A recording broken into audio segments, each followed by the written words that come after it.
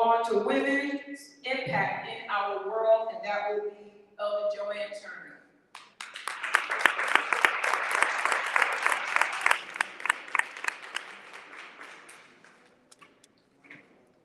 Hey, good morning, good morning, good morning. Great to see you all this morning. Thank you for being here. Everybody's different, we know that. And I didn't hear Cynthia Atkins' name announced when we were positive Atkins.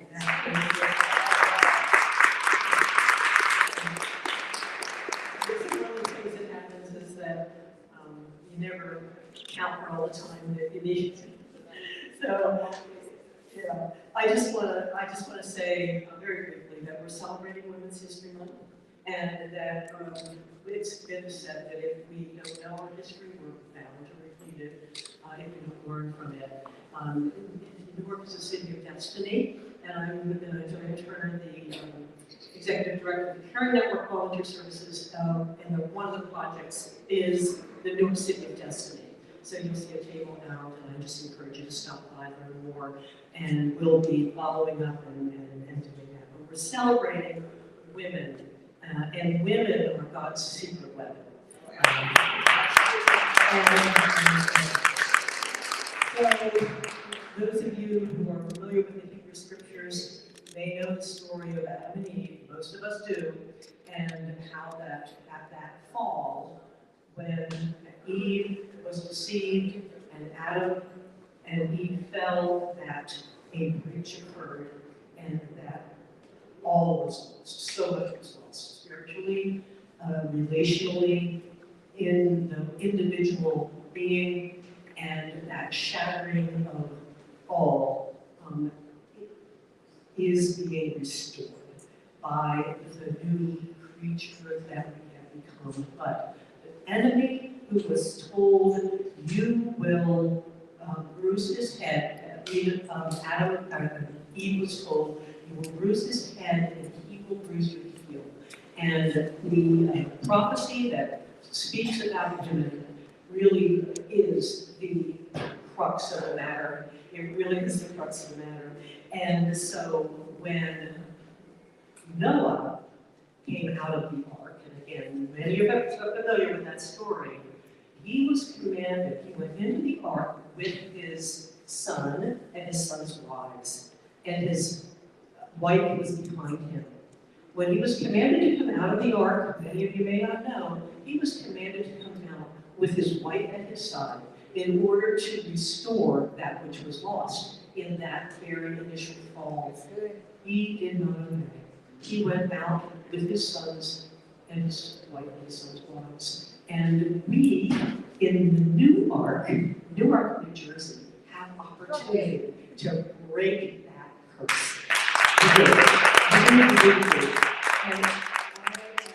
believing that today, this small beginning, is just part of the wave of the movement that will put women and men back where they were intended to be, side by side, and that this new ark will be the city on a hill that it was intended to be by the founders who established it here as nearly as possible, to become as nearly as possible the kingdom of God on earth. You can read the founding documents, you can see it for yourselves. That's what the city of destiny is, and each one of us has a destiny, and each one of us will be moving toward that destiny. That's what we're here for, so that we can figure it out together, because we're better together.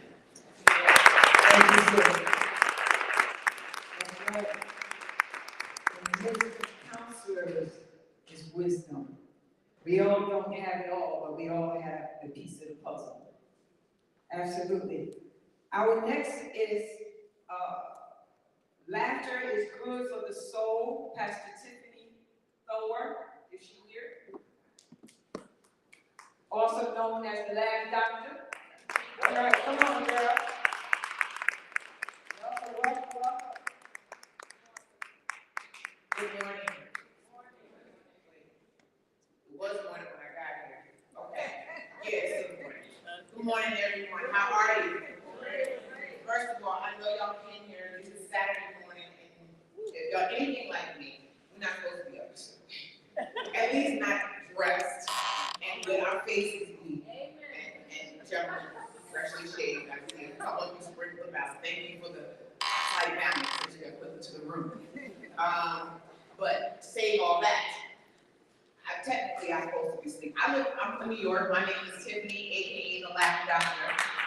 And I'm from New York, so y'all know I got up way earlier than a lot of y'all did. That's okay, because I'm gonna tell you what happened this morning. That's not going to start this whole thing out.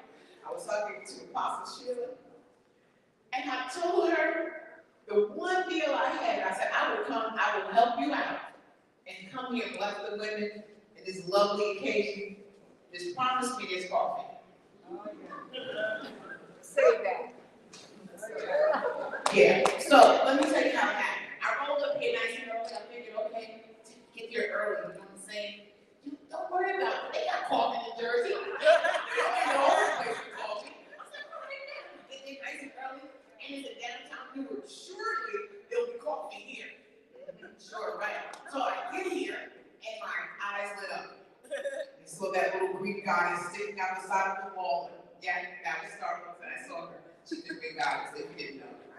Oh, yeah. I'm sorry. I'm gonna make you smile before the end of the morning. I promise. You look at me like, girl, you don't leave me alone. I'm not gonna mess with you. See, that's what I was waiting for. So I promised myself I'm gonna get a cup of coffee. It sounds real trivial, but women, you know we have our routine, right? We have that one thing that keeps our vibe flowing. I don't ask too much. You can get whatever you want from me. Let me make sure I clear that up. You can. I will help you in any way I can successfully run your program as long as I have some coffee. Do you know this Starbucks over here broke my whole heart? What happened? How about baby girl testify? They don't accept cash. Oh, Lord. But I was okay because they said there was coffee in the building. All right. I saw two girls over there that just sitting there posing for animal crackers. There wasn't nothing hot in there. There was no coffee, but I am here to tell you, we are strong women. And strong women have a plan B. Yes. Don't we always have a plan B? We've always got a trick up our sleeve. So I said, I know I need a little pick me up, a little energy. I have to be a little holistic and natural. All that natural stuff happening all day that night. So I went in my pocket and I grabbed me a green tea bag and I just stuck it in my eyes. Oh. No, I'm just kidding. I put some lukewarm water on it, and I called it tea. All right, so we're gonna see if it works out. But anyway, I am so glad to see all these beautiful women in the house. That was my no coffee story in real life. You guys need to look at yourself and just say how beautiful you are. The fact that you're not just beautiful, but beautiful and alert. That's also a great thing. How many mothers do we have in the house that have children? God bless all y'all. I have none. This is great. Let me tell you, not having children has been the best money-saving plan ever. Let me tell you something. And God bless y'all natural women. Like, I see natural women, they want to nurse their children and puree the carrots so they have fresh baby food. I wouldn't be that mom. I knew why God did what he did. Because I would be the one. And God, you know, so he has a funny way of situating himself. I said, God, you know, for the longest time, I want to be a mama. And let me tell you, I'll be 50 next year. Oh, congratulations. Maybe it's maybe. I'm not. So I already know that clock is already rung, and I'm okay with that. But I think that this is weird, looking at myself over here. I'm on Zoom. Hi. Okay. No one looking at me. God bless you. All right. So, it's really crazy. There's a big camera in my face. But I realized that clock has already rung, so I'm okay with it. But I said to myself, all this. I see my friend, she does all this pureed carrots and natural meat in her kid. I'm like, you working too hard. There's a reason why Gerber and Beach Nut are on the shelves, baby. You're doing too much. She's like, oh, they have preservatives in them. I said, right, we're trying to keep your kid alive. We're trying to preserve them. So she wants to do all this nursing business and all. I can't. Guys, I know this is way far out of you. Cover your ears. I just had to talk about it for a second because it bugs me out. Every time I think about it, the kid is hanging on me to get milk. But I'm saying to myself, we have an shortage, not a milk shortage. Speaking of which, can anybody explain to me what's going on? You understand the struggle. And then you know what's crazy? Everybody's craving omelets all of a sudden. Now the eggs is like $13 for a dozen of eggs. Everybody wants omelets. Everybody wants omelets and cheese. They want everything on. And I'm saying to myself, first of all, why? When did eggs get to be so expensive? And I was, here comes the funny part. I had that conversation with my mom a couple of days ago. She said, okay, sis, well, I don't know, but just while you're at it, go to the store, here's $50 and go get us 2 dozen of eggs. I said, okay, mom, no problem. So I said, okay. And as I was driving to the store, I promise you, and I know, I can give you a book, I'll put my hand on it in here, any book, I can buy a book. But I was driving, and I live in Mount Vernon, New York. Anybody familiar with Mount Vernon, that's a sneeze away from the Bronx. Now, there could be a couple of reasons for this next sentence I'm getting ready to tell you. I literally saw 3 chickens. You saw it here in New Jersey? No, I'm gonna say this again. I live in Mount Vernon, New York. You're not really paying attention to what I'm saying. You hear me? Mount You're Vernon. not listening? My sister lives in Mount Vernon. I know. Yeah, but I used to use what he hears. See what I'm saying? See what I'm saying? You need some eggs. No. I give you, I'm gonna sign mine for $50. Anything I'm playing, I get you straight. I'm not lying. 3 chickens. And I saw them in my neighbor's yard. I was, it's funny because my window to my bedroom is like in the street. And I'm not lying, like in the middle of the morning, I'm hearing them early morning. And I'm like, is that a rooster? Like here in the hood? And I'm going to the store to get it, to see them. I literally had to get out my car and ask my neighbor, do you really have chickens? Yes, ma'am. The eggs are expensive. I said, they got to get real cheap, and you don't even know. I'm about to be in your yard every morning, looking like Laura Ingalls up in here, scooping up eggs out of your hen house and making me some omelets in the morning. Oh boy! But overall, God is good, man. I mean, I know this is trying not to keep this religious neutral, but as you were saying, if He did it for me, I have to say it. So that's just how I flow. You introduced me as Pastor Tiffany, aka the Lab Doctor. I had a nice experience with my sister here. She thought I was a real doctor. I had explained to her that I'm not like a real doctor. Like I didn't get that degree, and God bless y'all who have. I don't have the capacity to study that hard, honestly. But I will go online and get me a certificate. I thought about that. So maybe the next time y'all have me back, I'll be a doctor because I'm really looking at you. Y'all gonna be here next year, right? Right. That's the way it should work. Next year, I think I'll be a doctor. I don't know. Maybe I'll be president until we work one more thing out. Like next time I get here, I'm just gonna name some things around. I have to say that I am not just I don't have any children. Also, another thing that saves money, and I'm looking forward to talking about this a little later. I'm single. Let me tell you. Before I say anything further, for the 3 gentlemen that are in the room, are you single? The 3. Alright, 4. No, raise your hand. You a gentleman? I said the 3 gentlemen that are in the room, are you single? You raise your hand. You know what? I ain't mad. I mean, it's too early. It's early. She raised her hand with authority. And I got nervous. I said, I think I need to make what I said a little clearer.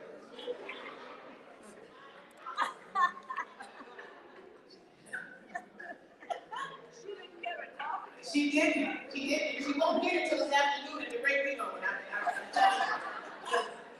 And they don't take cash next door, so if you got a card, I'll borrow yours, because the way my checking account is set up, I need to borrow your money so I can go next door and get that, so I can bring it back so they can have something. You got the coffee yet over there yet? Is the coffee ready? Yes. I don't believe you. I don't believe you. You told me it was ready 2 hours ago. I trust you now. But she's standing up. Is that mean it's time for that? All right. You need to take my coffee? Finish my coffee? Well, listen, I'm also single. And one thing about being single, it has proven to be also another money-saving technique. Yes. So any of you who are interested in trying to buy a house, a car, a dozen of eggs,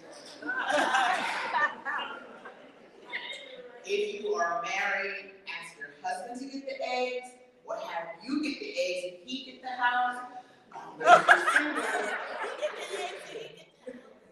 you're single, you don't have to eat eggs. You can just pick your house. It has proven to be a most wonderful thing. I thank you. I know y'all the start, and I'm going to let y'all rock with the rest of your event. Thank you so much for having me. My name is Tiffany, aka the Laugh Doctor. Sorry y'all was sitting so stiff. Y'all don't really laugh as hard as I thought y'all would, but for the 7 of y'all who did, I thank you so much. God bless all of y'all. Thank you, Pastor Tiffany. I praise the Lord. See, you were talking about that A, B, and C plan. I had my coffee before I got here. Got the first thing going in the morning, coffee pot while I'm brushing my teeth and stuff, so. Oh, wow, that was wonderful. Thank you, thank you, thank you. For our morning inspiration, speaker number 1, we have Pastor Nancy Johnson. Is she here yet? I matter. Come on, let's welcome my sister. Come on.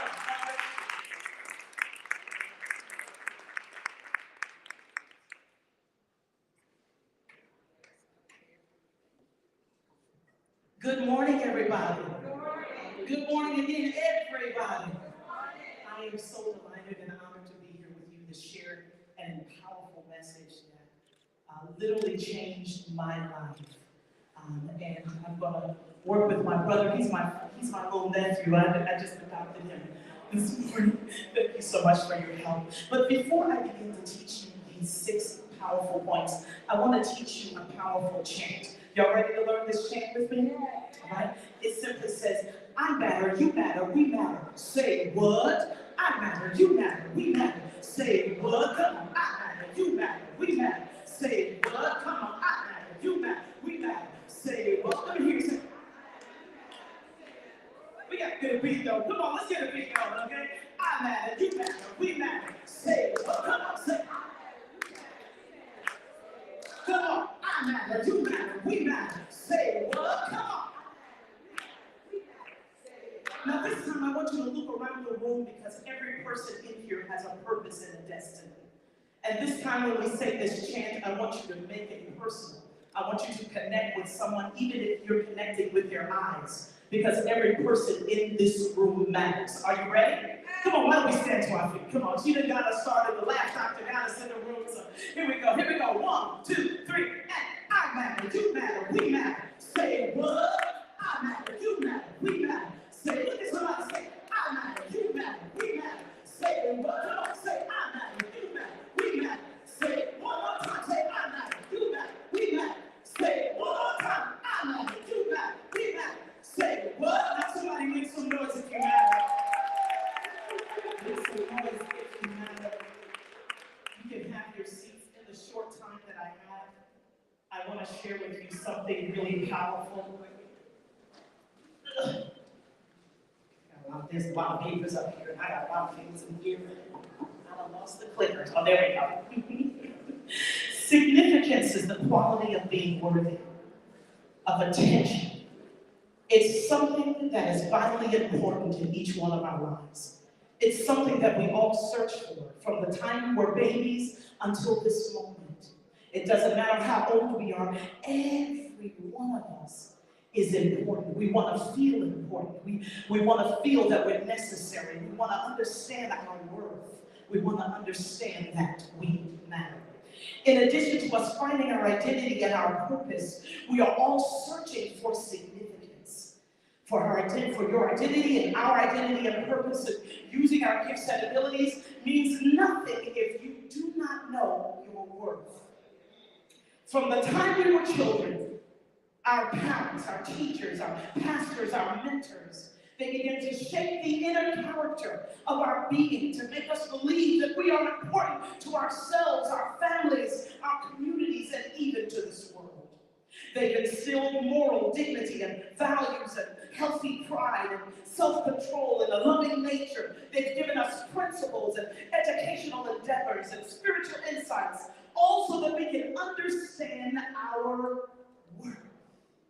Unfortunately, some of us have had many types of dysfunctional issues to disrupt or diminish our significance.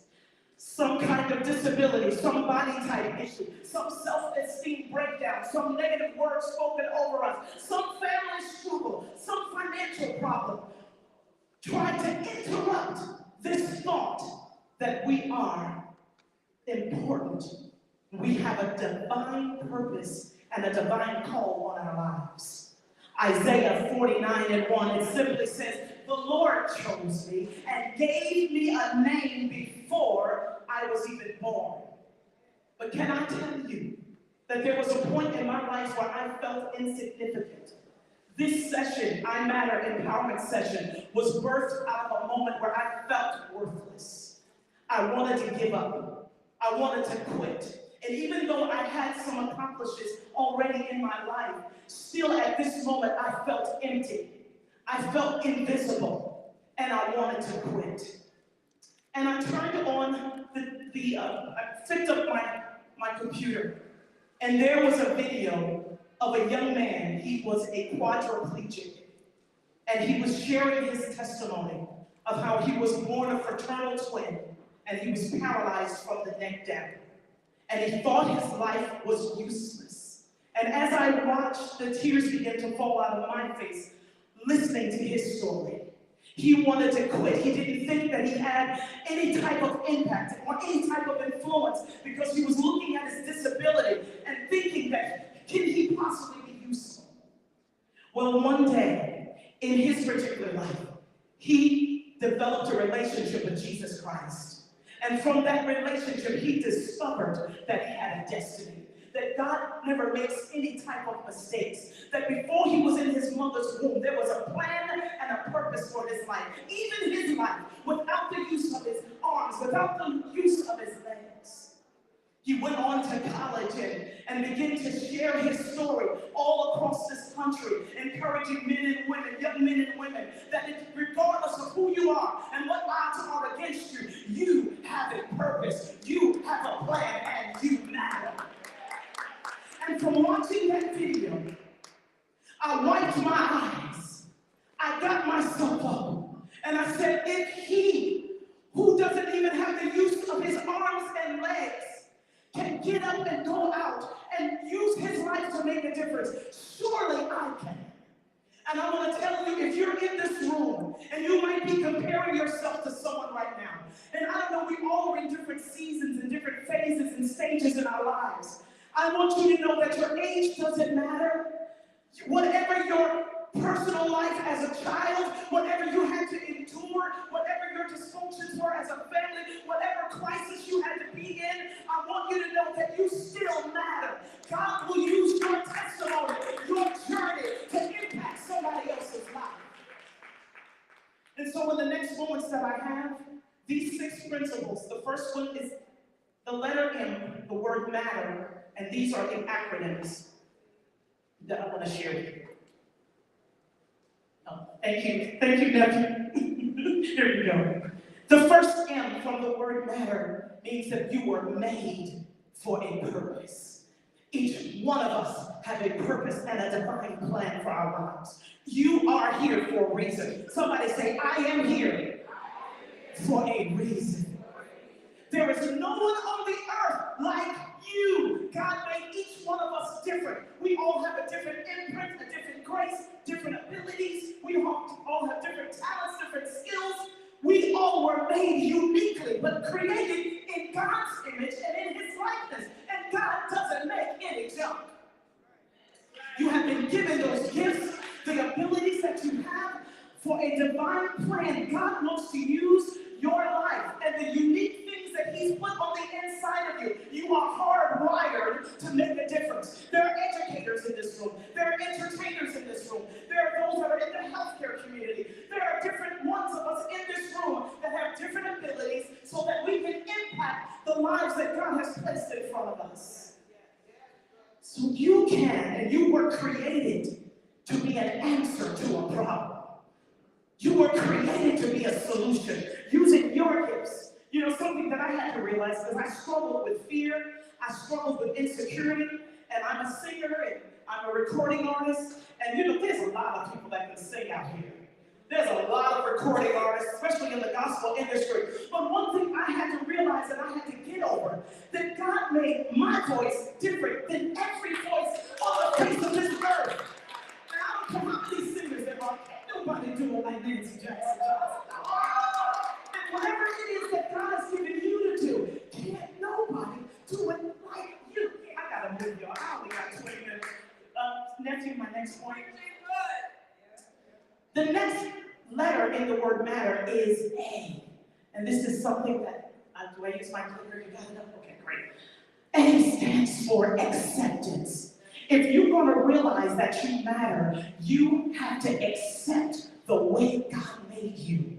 You must accept everything about who you are and how you were created to be. You must accept your flaws. You must accept your journey and the things about your journey that may be ugly. I'm a preacher's kid, and I had to accept that it was pretty dysfunctional. We had some things, some generational issues in our family that I'm not proud of, but I realize that it's the fabric of all that God has created me to be. God has used my testimony so that I can be able to relate to someone else. I had to accept my journey. I had to accept the highs about my journey and accept my value and my worth and accept all the things that are different about me than the people around me. We must accept our flaws, our weaknesses, and our failures, and all the things that come to challenge us. Because really, the reason why they're coming to challenge you is so God can use it to build you. But you've got to accept it and not allow your failure to be your identity. You are not your failure, but you are everything that God has called and created you to be. Accept the potential and the grace that you have been given to do everything that God has created you to do. Accept and believe everything that God says about you. You are fearfully and wonderfully made. I need you to say that. Say, I'm fearfully and I'm wonderfully made. Do you believe that about yourself? You have to accept that about yourself. You have to accept the responsibility for your life. That means you've got to accept some of the choices that you made. You've got to accept it. I'm a living witness. There's some things that I'm not proud of. There's some choices that I made that nobody coerced me to do it. I did it on my own, trying to figure life out. And we serve such a merciful God. He's not standing there pointing a finger over you, but his arms are open wide for you. Accept God's plan and accept his love and accept your value, accept your worth, accept your round hips, accept your hair, whatever you do with it, accept everything about you. The next letter in the word matter is T, and that stands for talent. We all are talented.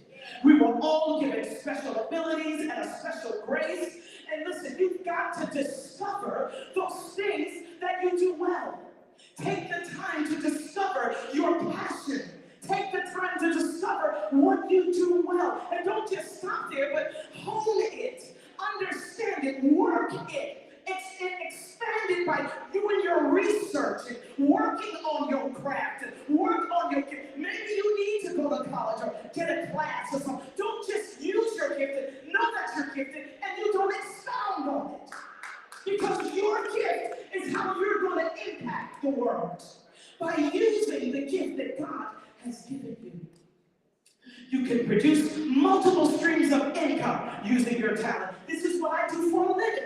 Yes, I'm a pastor, but I have 3 international recordings. Little did I know, when Sister Jason, she was a mother in our church, bribed me for 50 cents when I was 6 years old to sing my first song. And my first song was, I don't know if y'all know it, I feel like pressing my way. Y'all know that song?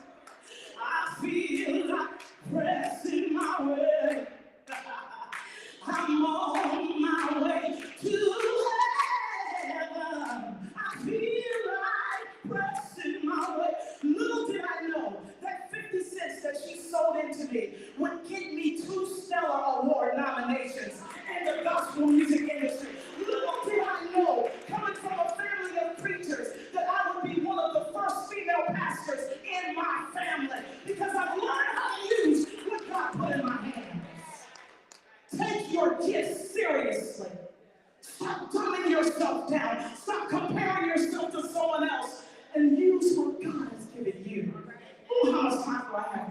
I'm moving. The next T, I wish I had more time, y'all. But the next T, speaking of time, stands for time. Live your life wisely. The Bible says every last one of us have been given time and chance.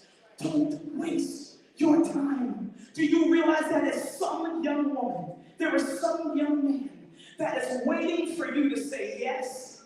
They're waiting for you to step out of that box that the society has put you in. Maybe your family put you in a box. Maybe you put yourself in a box. There is someone waiting for your testimony, and it will bring encouragement to them and change their lives. Use this time wisely to prepare and develop your life to make a difference. Seize opportunities to help others now. What can you do right now with your gifts, with your time, to impact others, to serve others? And some of us are already walking in our gifts, but I want to tell you something. Just I had to realize some of us have multiple giftings. Some of us have multiple talents. Don't sit on those. Take those things seriously and maximize this time to fulfill your purpose. Get the distractions out of the way. I need you to say that. Get the distractions out of the way. What are you waiting on? What are you waiting on? God has placed people around you as a resource to you. God has placed people around you. Those relationships, you've got to be able to maximize those relationships around you. You're not around these powerful women in this room for no reason at all. Tap into the resources around you and use your time wisely. I gotta move. The next letter in the word matter is E. Encouragement. Your gift, your abilities, your story, your testimony can be used to change somebody else's life through encouragement. You've got to realize how powerful you are, sister. You've got to realize that you went through that divorce for a reason, so you can help another sister when she's going through. You've got to realize, single mother, all the things that you had to go through to raise your baby by yourself. You can give those lessons that you learned to some other single mother that is coming up right now. Encouragement. Your life is most fulfilling when you are encouraging others. When you use your gift to bless others, they can rise up and do the things that God has called them to do. You must use your life and be genuine and sensitive to who these other people are that God is sending your way. We can't be judgmental, y'all. We've got to stop the judging, because that gets in the way of you encouraging. God didn't send us here to judge people. He sent us here to love people.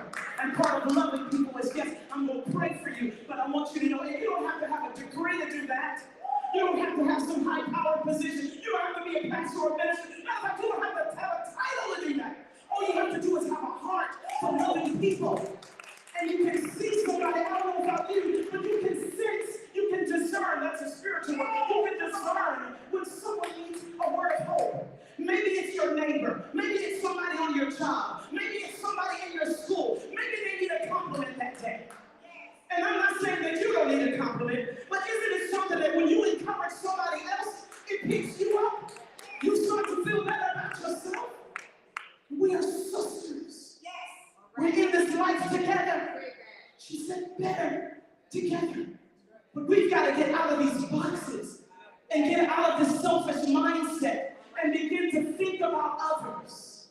How can I bless someone today? How can I lift up someone else today? I know I'm going through it. You know what? Let me forget about me. How can I tell this? You know what? I love your hair. You don't know what she's going through. We've got to be sensitive to encourage others. And the last letter is the word respect. It stands for respect. It means living a life of integrity and dignity and pride. I'm not lowering my standards, but I'm standing tall in who I am and whose I am. I respect my God, and I respect the life that He's given me, and I respect others. And when you do that, you pull the potential out of your own life, but you pull the potential out of others' lives as well. doing what is right and good for my body, soul, and spirit is how I respect myself. You know, I was only in the gym one day this week. And as I was reviewing my notes and praying about being here today, I was like, you know what, ouch. You gotta follow your own instructions. If you really respect the body that God gave you, it's not enough just to care about your soul, and that's important. And to care about your mind, and we need that. Because there's such an incline of mental illness in our society today. You gotta care about that, but we've gotta care about our bodies as well. We've gotta have a testimony of we're 20, my son will be 21 years old. I birthed him. And right after I had him, 8 days after I had him, little did I know I went into heart failure. And they told me that I was going to die. But I trusted in my God. And here I am today. He'll be 21 April 3rd. Then I went on and had another one. He'll be 14. Okay, I'm moving. I see she's standing. So respecting yourself, acknowledging that what God put inside of you, it's rich and it's powerful. Respect yourself. Respect all that you bring to the table. Respect the grace that is on your life. God is going to use you to impact this world. And I don't care if you're a stay-at-home mom, you need to respect your role. I don't care if you're at the lower level at your job, respect your position. You are a world changer, and you need to respect yourself. As well as respecting others. Respect other people's opinions and their lifestyles, even when you don't agree with it. I still respect you as a human being. You are God's child. And I don't have to agree with your lifestyle, but I want to and I should respect you. And so finishing up, I'm reminded of a story in the Bible. If you haven't had a chance to read the book of Esther, and I'm going to paraphrase for the sake of time because she's standing. With Esther. Esther was born to a dysfunctional situation. She didn't have a mother and a father. She was an orphan. And her uncle, Mordecai, he took care of her, watched over her. But she was taken out of her land and put in the land of Persia. So she was taken out of what was familiar to her and brought to a whole other custom. And she had to go through this pedigree in order to be approved by the king. Some of us, a lot of us, including me, we're in this process where God is making and molding and shaping us. She stayed in that process until she was eventually elevated and made the queen. But she was faced with some challenges, just like a lot of us are faced in this room. Her people were getting ready to be killed and slaughtered. And her cousin sent word to her to say, hey, look, let me let you know what's going on. We need you to do something, Esther. She said, well, I'll send you some clothes, and I hope you guys are covered, and I'll send you some natural things. But he said, no. We need you to go and approach the king. Because we're getting ready to die here. And you're in a position to do something. I want you to know in this room, you're in a position to make a difference for your legacy, for the people coming up behind you. So he was challenged, and he challenged her. He said, who to know that you were born for such a time as this? For who's to say that you're going to get off the hook, Esther? Because you're a Jew, and when they find out you're a Jew, it can be over for you too. But use your authority, use your impact, and you have to be able to take a risk if you're going to make a difference. And so this is what she said, long story short. No one is supposed to approach the king unless he calls for them. But she said, you know what? We're going to pray about this thing. I want everybody to pray with me. And after that prayer, she said, you know what? If I perish, let me perish. But I'm going to get my courage up. I'm going to get my boldness up. And I'm going in to see the king. Because my heritage matters. My legacy is waiting on me. There are children and women waiting on my testimony. They're waiting for me to make a difference. So whatever your call is, it's time for you to step up. Take your life seriously. and use your life to make a difference. Because I matter, you matter, we matter. Say what? Come on. I matter, you matter, we matter. Say what? Come on. Say I matter, you matter, we matter. Say what? Come on. I matter, you matter, we matter. Say what? God bless you. I'm Pastor Nancy Jackson Johnson. I love you. Thank you for listening. All right. Wonderful, wonderful, wonderful. Again, I matter, you matter, we matter. Absolutely, absolutely. Yes, next on the agenda, we have the voice, and then after that, we will have Apostle Dr. Cynthia Atkins come for the panel monitor. The voice. What's coming up? When women speak. Yes. When women speak poetry. When women speak. When women speak. When women speak. When women speak. When women speak. When women speak. When women speak. When women speak. When women speak. When women speak. When women speak. When women speak. When women speak. Good morning. And thank you for allowing the Women Speak International Women's Poetry Platform to be a part of your program today. Just a little bit about Women Speak before we begin our poetry. Women Speak is a platform for all women from all backgrounds and experiences. It provides a stage for female poets, artists, and creators. Voices are heard and sometimes found, but always encouraged to speak their truths when women speak. We host a variety of women with all diverse backgrounds unapologetically. We are here to create an empowerment movement, offering safe spaces for women to grow themselves, share, and empower others. We as women know, empowering women offers the change the world needs. We are a primal force. So when women speak, you should listen. You should listen to her tongue, because her tongue will be like fire. You should listen. Fire burns. Fire nurtures. Fire will keep you warm. Lay between the sparks. Her tongue will ignite your fire as well. Your flower speaks too. So listen. When women speak, we recognize mama and auntie and grandma and them ancestral voices that bled into earth so that you and I could be fed. She be any woman if needed, and sometimes she just be she. She speaks for herself, realizing her voice matters too.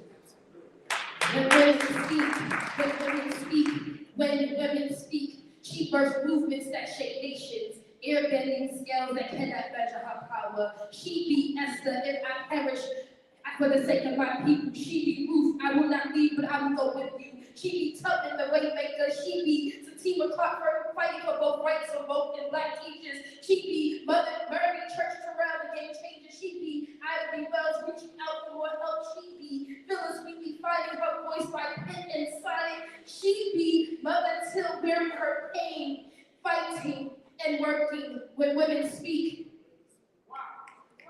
When women speak, we speak a howl, a scream, a tune, a tale, an origin story rocking the hips and ribs, rising dust with poetic lips.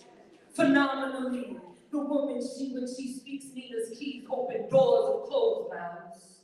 Open doors, once read under sunsets and sunrise midnight prayers, hopeful eyes, when women speak, when women speak, when women speak. When women speak, when women speak, cuando mujeres hablan, hablamos de nuestros corazones, directamente con acción y pasión, acknowledging that when we speak, cuando mujeres hablan, we do not speak alone. In this vast world of mothers, sisters, friends, daughters, collaborators, when women speak, bending and never breaking. We speak for those who are silent. In this vast universe, the voice we hear back are those who desire to speak in the voices in our voices, from our voices, with our stories. When women speak, we do not speak alone.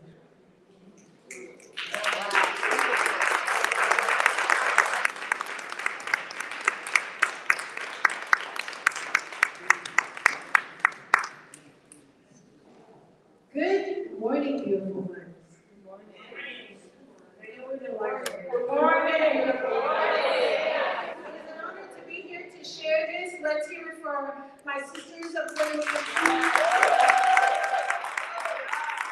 If you'd like to learn more about the platform, see our founder, Mary Shabazz Bilal. There's also an anthology if you want to hear the individual voices of the poets, and she has it with her today. I could extol the virtues of motherhood, tell of the wondrous ability to create life, praise the struggle of raising kids as a single parent, marred this as my greatest accomplishment. I couldn't hide my failures. Asinine judgment calls, aspects, decisions, and madness and chaos I followed, glossed it over, made it pretty. I could ignore the rage, having done so for years, runs in fishnet stockings, one of the varicose veins. That's me. Parchment paper and singed. It's time to cut it away, peel it back, and grow a new one. Over scars, my last relationship I opened just to watch the blood cell. The hardest thing isn't to let go. The hardest thing isn't to let go. The hardest thing isn't to let go. The hardest thing is to move on. Redefine who I am, rediscover where I am, how I am, where I stand, wherever that may be. Not defined by children, motherhood, work, relationship, or any other human being. Reinvent myself as I am now before you, wherever that may take me. At the mouth of change, I dare to look back. My shedding spread like breadcrumbs on a path I no longer travel. Maybe I like that. Today, I don't know how true that is. I do know that I have cut free the need, the fear, the desire to return to the devil I know.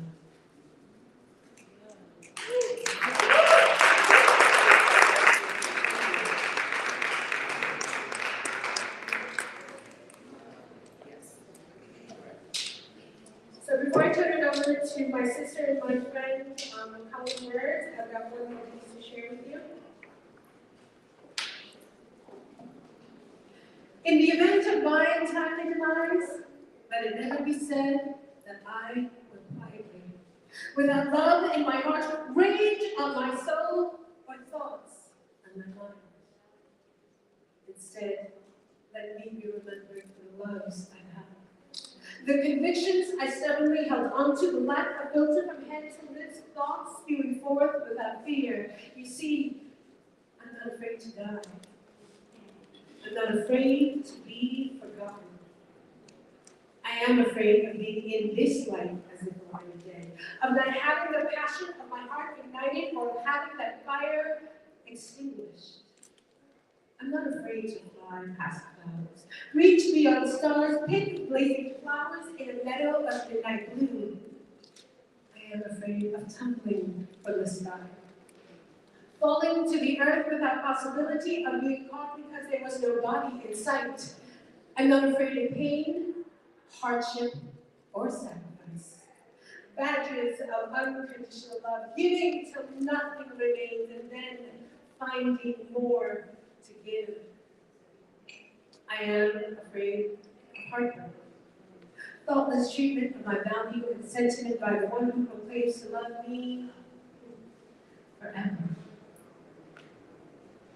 In the event of my untimely demise, let it never be said that I didn't speak my mind. When told to hold my tongue, struggle for release when bound by the expectations of others, break free to be who I am. the event of my time demise, let me go as I've always wanted, in the throes of passion. Thank you. Beautiful.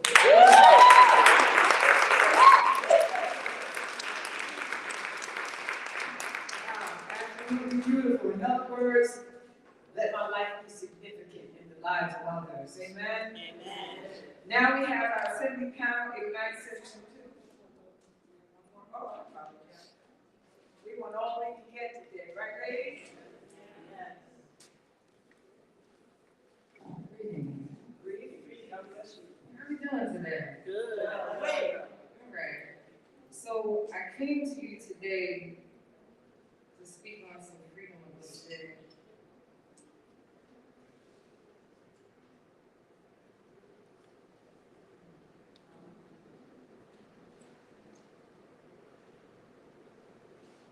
It required such vulnerability to say the uncomfortable things, but we bear ourselves. Armed with shea butter, leather vest, short skirts, fishnets, bodysuits tied up the side, we seek the comfort of our sameness and to the delights of our difference. We are like the women we speak about. In some part, we are shy to speak at first of vaginas and the mysteries of our bodies and the public possession of our private space. We call her by many names so it won't sound the same. We allow the discomfort of the discovery. Twisting and turning, seeking ourselves in compact mirrors and lavender teddies we shy away. We rework the wonder, we revere the womb, we reclaim our sexuality, we moan as revolution. We moan for pleasure because we were once told we should not enjoy ourselves so loud. We got louder, we project. We must not fully rely on outside amplification, we become the reverberation, and I feel them. The women as they come to final stage and meet me where the womb of some other women's story pours libation. For our ladies, they say victory in our vaginas in memory we were there in the womb. We remember at the same time. We remember until the memory is understood and said to. We remember all the colors. We change, shape. We evolve right there in front of everyone where everyone can know we bear a superpower. We are unquiet and the flood, fun enough for comfort and deep enough for oaths and diligent work and dominance and exploration and unashamed and mouths more than we could know when we first began. We were once running, we once ran, but now we reign. Just give me the light.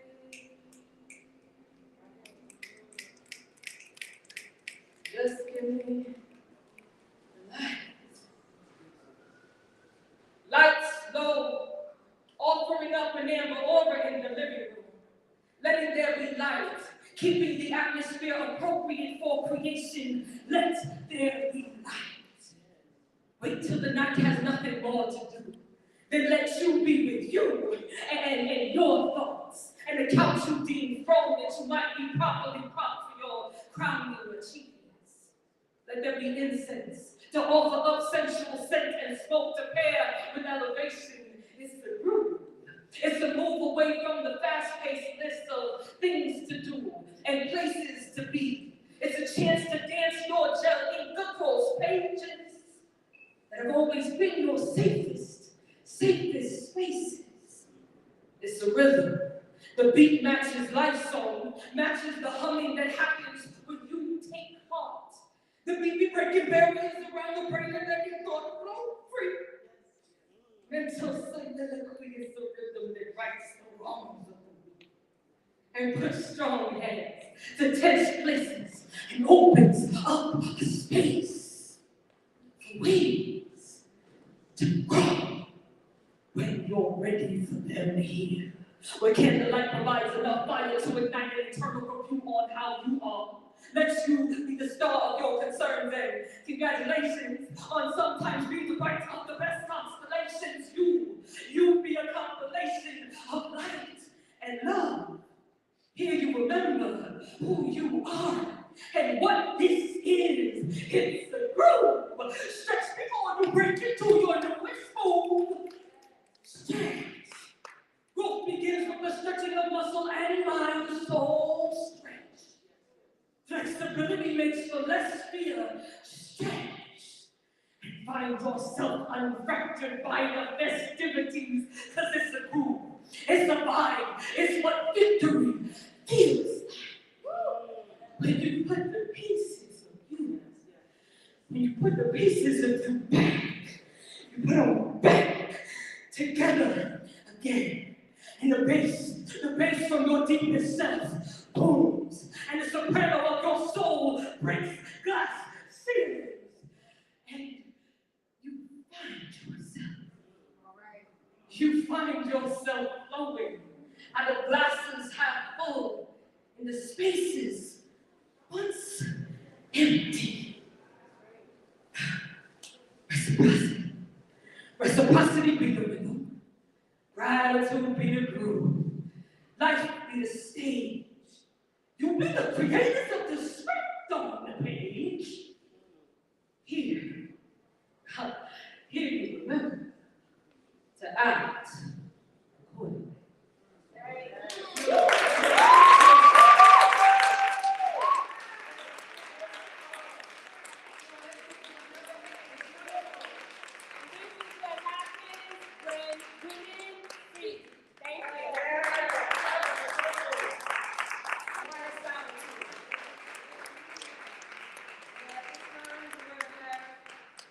Our panel moderator, Apostle Dr. Cynthia Atkins.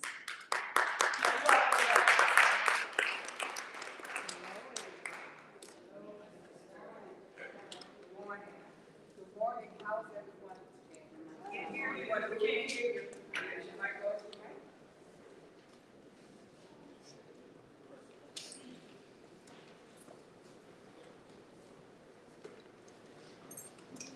Good morning. Expeditiously, we will ask our panelists if they would come at this time. Our panelists. We understand that we are a three-part meeting, so with that in mind, we have 3 speakers who should be coming.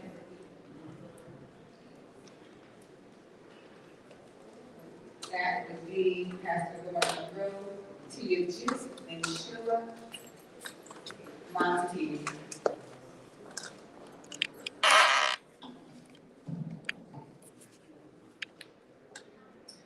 Each of these ladies will speak, and then after that, if you have a question, I'm going to say it constantly, if you have a question, just raise your hand and someone will come to you with a mic and you can ask your question.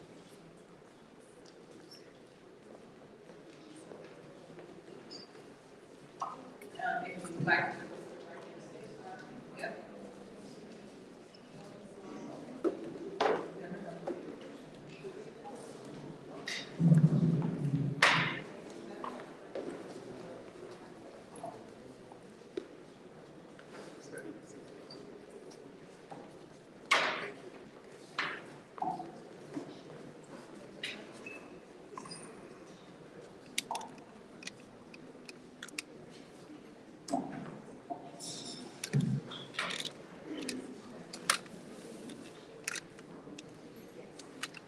All right, how's everybody doing? We good? Pretty good. Are we wonderful? All right, let's do something real quick, because I know we've been sitting for a minute. Can we jump to our feet just really quick? Come on. Let's jump to our feet. Come on, let's put our hands together. Come on, put your hands together. Come on, I know you got some good beat. You got some good food that's been coming up. But you may just have to shake it off just a little bit. You just shake it off. You do it that way. Who's in your space and tell your neighbor, say, I came to get something on today. Come on, tell somebody on the other side, say, I came to get something on today. Amen. And listen, I want to make sure I'm staying awake and I'm staying alert. Is that all right? That's all right. Amen. Listen, there's something that we say at our church that I don't need a reason to praise God. All I need is an opportunity. Amen. Is that right? So listen, I know we're not in the church or things of that nature, but I don't know about anybody else, but I bring him wherever I go. Is that right? That's right. So come on. If you live and you survive COVID, you survive some stuff, you survive the illness, listen, you survive the diagnosis, the things like that. I just want you to put your hands together just because you're thankful that you have another opportunity to give God some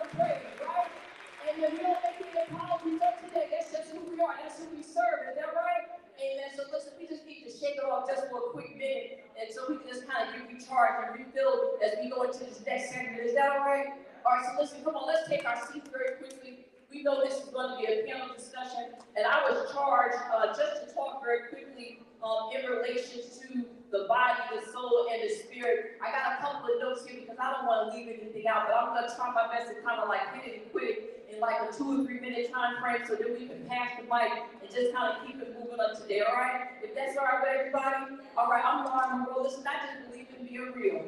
Is that okay? Can I be myself on today? All right, so listen, real quick, we're talking about body, soul, and spirit, and our pastor said it a little earlier, even as she was going forth on today.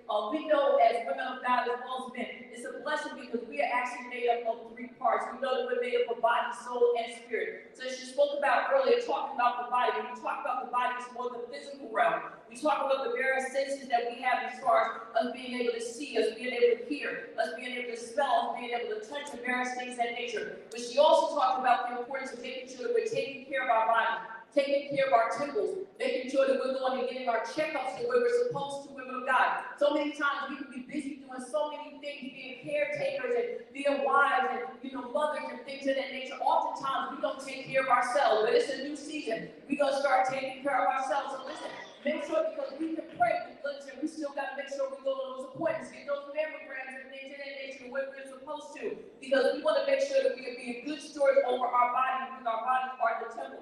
As you continue to move on, we're then talking about the soul. The soul is another hand, and it actually deals with humanity. And it makes so it's the way that we feel, it's our emotions, it's the way that our emotions are guarded and things of that nature. It's the way that we magnify God, it's the way that we tap in, and it's the way that we utilize our human ability to tap into what God wants us to do. But it's also used as a way to express humanity.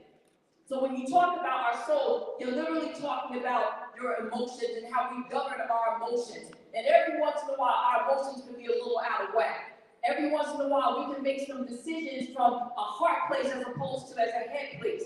Because we know that we're made up emotionally as women. Men are physical, but we as women, we are emotional. So as women, we got to make sure that we're guarding our hearts and things of that nature, that we are not making bad decisions based on our emotion. And then the last is that we deal with the spirit. The spirit is the way that we experience God. That means that it's the function of the spirit. It's a spiritual relationship. And in order for us to operate spiritually, that means we have to have a relationship with God. We have to make sure we're spending time and we're being intimate with the relationship with our Father in order for us to be led by the Spirit. It's very difficult for us to be doing one thing without the other. So we need our physical body, but we also want to make sure that our soul is intact. But most importantly, we want to make sure that our spirit is intact so we can make sure we are making the right decisions. That we're not literally being married to dysfunctional things. We don't want to be married to ineffectiveness, but we want to make sure we're being married to effectiveness. So the last thing I'm going to say to you really quickly, I'm going to tell you 3 things that you can jot down, and then I'm going to pass the mic. We want to make sure the 3 things that we are being mindful of.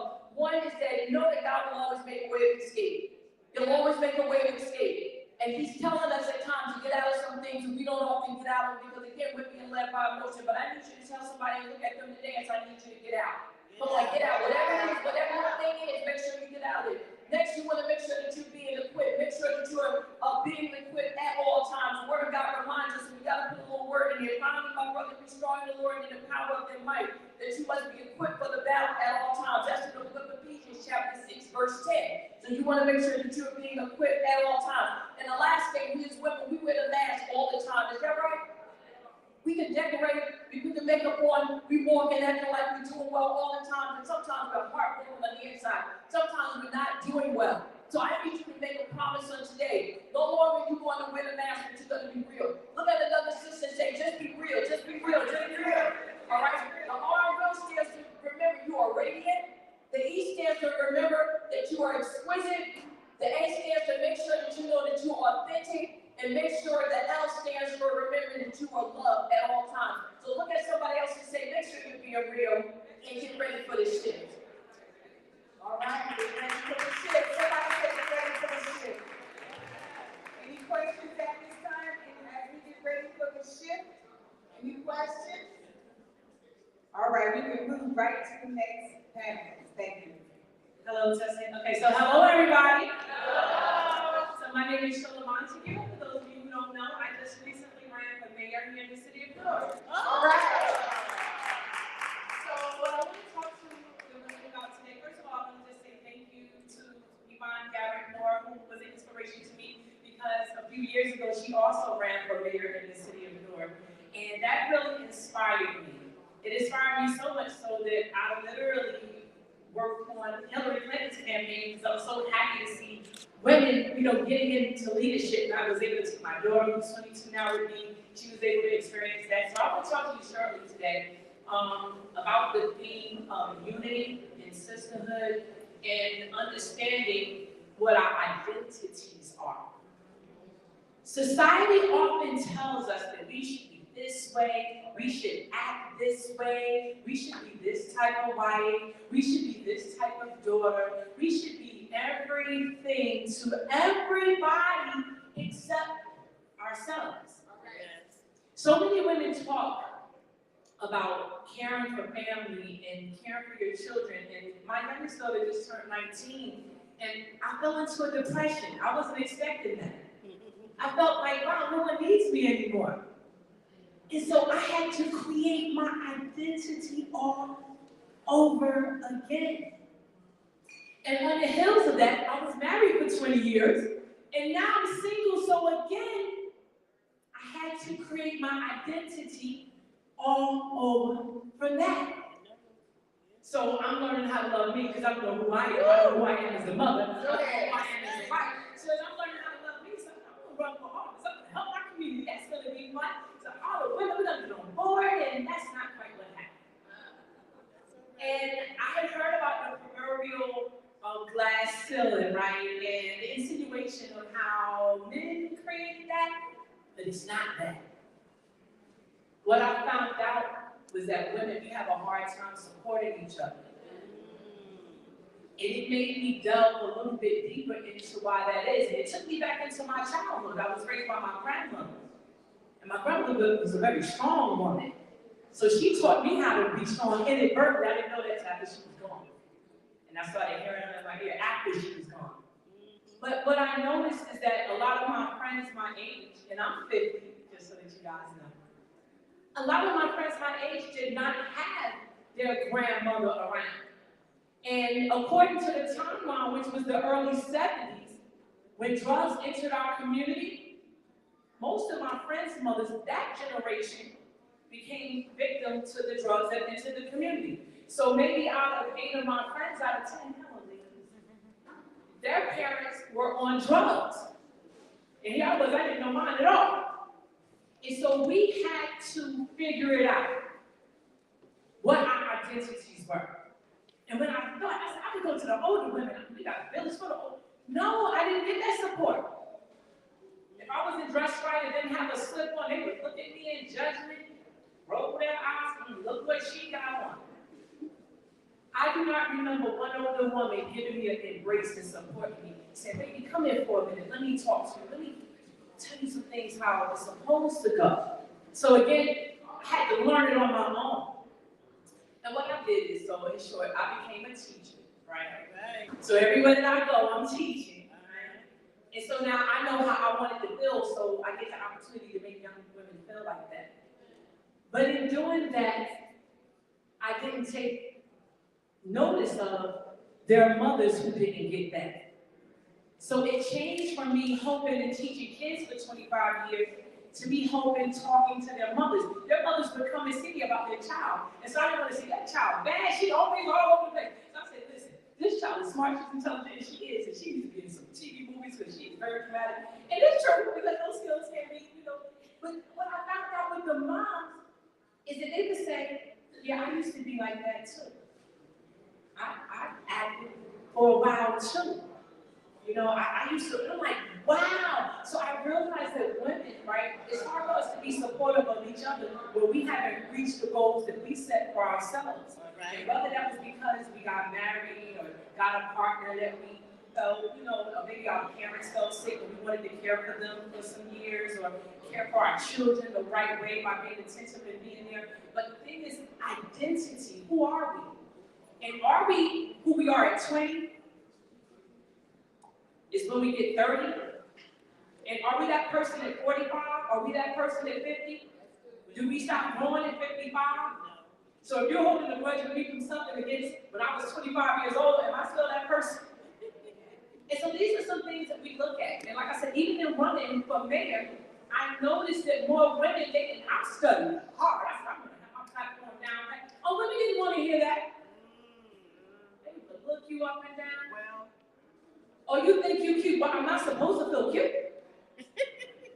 And so that became something to pontificate about. Like, wow, well, what is it there? So what I did was, instead of internalizing those things, because like I said, I went through a lot to learn to love myself. Like I said, I went through my husband abandoning our family with cancer. I went through growing up in a city like Newark, right? Without a mom and dad, without those supports. And thankfully, never, and listen, to anybody who has dealt with drugs, my hat is off to you for dealing with that and surviving over that, because I had people in my family that did. But the discipline that it took to never fall into that arena, the discipline it took to never let men abuse me, the discipline it took to never be up on anybody's pole, the discipline it took to have me at 19 years old when I had my first Sunday into a church and a pastor say to me, oh, look at these young girls with these babies. Well, my grandmother raised me. If I had them, I know where to bring them to. You know what I'm saying? So our identities sometimes are not even formed, you know what I'm saying, by us. They're formed by society. Sometimes, unfortunately, they're formed by what others think about us. But what do we think about ourselves? Who are we putting ourselves in line and in spirit with so that we can grow, so that we can become better, so that we are not in competition of one another, but in competition of ourselves. You know, before I came here, I went to a funeral service for a very young 30-year-old councilwoman that just was murdered. woo, yes. And, you know, when I came here, I got out of the car, and the officer said something to me. Now, the officer was right, but I kind of snapped on him. And then I thought about it, because I had to move my car because I'm in the driveway, right? So I came back and I said, that wasn't right. So I had to self-reflect on what I did. I said, Officer Hernandez. I said, it just said something to you, and I snapped on him. He said, oh, no, that's all right. It wasn't really that bad. But no, but it was. And I realized at that moment all the things that had been happening to me, and you know what I'm talking about, like when you're at work, when you're ignoring coworkers be mean to you, or when you're out and people are being rude, all of the things that I thought that didn't impact me, I realized it impacted me. It impacted me in a way that I was a little mean to somebody who had done nothing to me but told me to do something I just didn't feel like doing. And so I have to reflect on those things. And we as women have to reflect on those things. And we can't hold ourselves in a place that we don't allow ourselves to be checked. You know, sometimes when we check people now in confidence, because you don't do that in public because, you know, it's embarrassing. Even in private, people don't want to hear it. You're being a hater if you're not in constant agreement with people. What are you telling me about myself? You're being toxic. No, it's called self-growth. It's called growing pains. That's why it's a pain and it hurts and it takes you to a different level to grow. And it's something that we must embrace. Men can't check us. We'll tell them all, oh, you need to do this yourself. You know? So where do we get to a point in our identities where we're reflecting on who we are, right? And we're not so hard on ourselves about who we want to be. And so this is where it starts, right? I think everything starts in here. Everything starts in here. And when you're whole, you can show up whole for somebody else.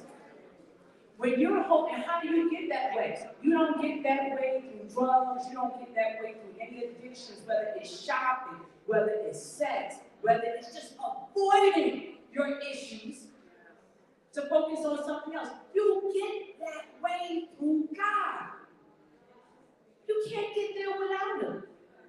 And no matter what mistakes I've ever made in life, I always remember my mother said, if you get in any trouble or anything and I'm not around, remember God always is.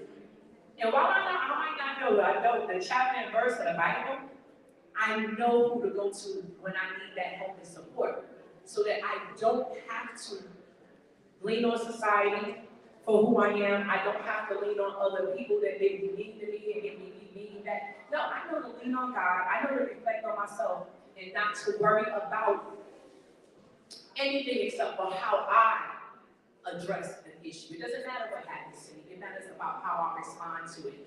And I just want to just say to each and every one of you in closing, that understand being kind to yourself is so important. Yes. It is so important that you forgive yourself for anything, because we're not perfect. Right. People are going to criticize, and when they do, find a way to show them that you love them. Yes. Find a way to show them that you love them. Thank you for this opportunity. Thank you. So before we move on, you ladies talked about identity, you talked about spirit, mind, and soul, and body. Can you give us 3 steps of how you got to where you are now? Both of you. And you said 3 steps? 3 steps, just 3 steps. Okay. So the first and foremost thing that I did, my relationship with the Lord. As we talked about the spirituality aspect of it. I first had to have a relationship with the Lord in order for me to know who I really was, as opposed to tapping in and asking other people to validate who I was. Because I kind of grew up at times I had low self-esteem and things of that nature. But believe it or not, I grew up having a learning disability. And thank God for my parents, thank God for my mom, who's here, Pastor Dr. Maybe Bridgeforth, who's an educator. To get me to where I was and where I am today. So that was the first thing I had to do. The second thing is I had to accept who I was, as opposed to looking for other people to sit and say, you know, Lauren, this is who you are. I had to accept who I was. And then also I literally had to sit and I had to just do some self-reflection. What do I need to do in order to balance my life out? As opposed to running and doing a lot of different things. Is this what the Lord wants me to do? I gotta say no to that. So sometimes we have to have the ministry of saying no, but we're not jumping all over the place. So that's the last thing that I had to do, is I literally had to learn how to balance my life out and really only do the things that are meant for me to do and walk into the destiny God wants me to walk into, as opposed to carrying excess baggage. Because when I tap into things that God did not ordain for me to do, I literally bring excess baggage with me. And those are things that begin to weigh me down. Anything that overtakes us, you have to begin to do a self-evaluation and say, listen, did God really call me to this? Because anything that He calls you to is not that it's not going to be a challenge, but it'll never overtake you. Because He's called you to it. Thank you. All right. 3 steps? 3 steps. 1, how to. How you got to where you are now. Okay, so definitely, step 1, like I said with her, is God. And everything revolves around that. Sometimes God brings you to a place where you need to be by yourself. And that you need to sit still, be still, and listen to Him. That's 1 step for sure. Another step is learning to really, really love yourself. People say that, but you don't know who you are. Like, for example, some women will say, oh, well, I'm this good woman. You know, and, well, what is a good woman? So a good woman is being who you want to be. Like today, some women think, oh my God, look at her with that brown hair in her head. You know, but this is what I wanted to wear. Oh yes, this is what I wanted. So like I have a very big personality. So I had to learn how to accept all of these aspects of me and understand that other people may not. But understand, so I want you to, the second step is, whatever you want to do, you do it. Don't live and hate on other people. You do it, you just do things so it doesn't hurt other people, you know, intentionally. And the last thing is treat yourself. Treat yourself better than you treat your men. All right. Treat yourself, and I'm going to say this, better than you treat your children. Because you can't take good care of your children when you're not taking care of yourself. Like, how many of us have had conversations with the kids about bills and this one made you mad? So treat yourself. Thank you. Thank you. All right, good afternoon now, right? Good afternoon, everyone. My name is T. Thomas, and I reside here in Newark. And I am a personal trainer, Oh. wellness coach, and speaker. And I just wanted to say, first of all, thank everyone that put this whole organization together. Right? Especially Ms. Yvonne. I met Yvonne at a meeting for the city talking about renovating the airport. So isn't it funny how God will put you in places that you just never know? All right. All the time. Also, before I go on, I want you all to give yourselves a hand for coming out. You're doing an awesome work about you all. Right? So, what I want to talk about, of course, is more fitness related. However, ladies before me have said, it always starts in your mind, Yes. right? How you think and how you feel. And oftentimes, we're really good at lying to ourselves. Yeah. Because it's hard. It's not easy to really do the hard work and ask yourself different questions. Now, children are good at asking us those questions and becoming investigators, right? You ask them, they ask you a question, you'll give them an answer. And they'll say, why? So now you gotta come up with another response. And you give them that one. And with those sweet little faces, they look up at you and they say, why? And then what do you say? Because that's why. Because you don't want to dig any deeper. But how are you ever going to find out what you're thinking and what you're feeling if you don't ask yourself those tough questions? A lot of times, we just want to gloss over it. We want to take that first response and say, okay. When in reality, we have to dig a little deeper. I'm going to share a story with you when I had my own aha moment. Because often our perceptions don't quite line up. Years ago, I was out with one of my fitness buddies. We had some time. She wanted to go to the mall to go shopping. So we went to the mall shopping. I was just hanging out. Well, we walked into the Gap, and now I have switched from a passive shopper to an active shopper. So I'm shopping now. She in racks, I'm in racks. So I find something, I can pick it up. And she says, I don't think that's going to fit you. Get that. We go back and forth, as we do, because how are you going to tell me what I can wear, what fits me? It's my body, right? We went back and forth, back and forth. So to stop all of that, I took both of them, went into the dressing room, and in my mind, I'm like, okay, I know what you're talking about, but this is the only way that I'm really going to get her to understand. I put on my kit, came on out. She said, yeah, it looks nice. Okay. She says, that's one of my pictures, that's one that you picked. I said, it's fine. She said, okay, go try on the other one. So I go in, talk to myself around. So okay, this will shut her down once and for all. I go out, it fit, right? So she's like, see, I told you. Well, I still wasn't ready to concede. So now I incorporated and enlisted the help of the salesperson. And I asked her, I said, what do you think? She says, yeah, that one fits you. She says, also, I saw that other one that you came out with. This one fits you better. So now I'm standing in the Gap, and all my righteousness wrong as two left shoes. That was my aha moment. Because I suddenly realized that when I thought was true, just as sure as we know the floor is solid, it wasn't.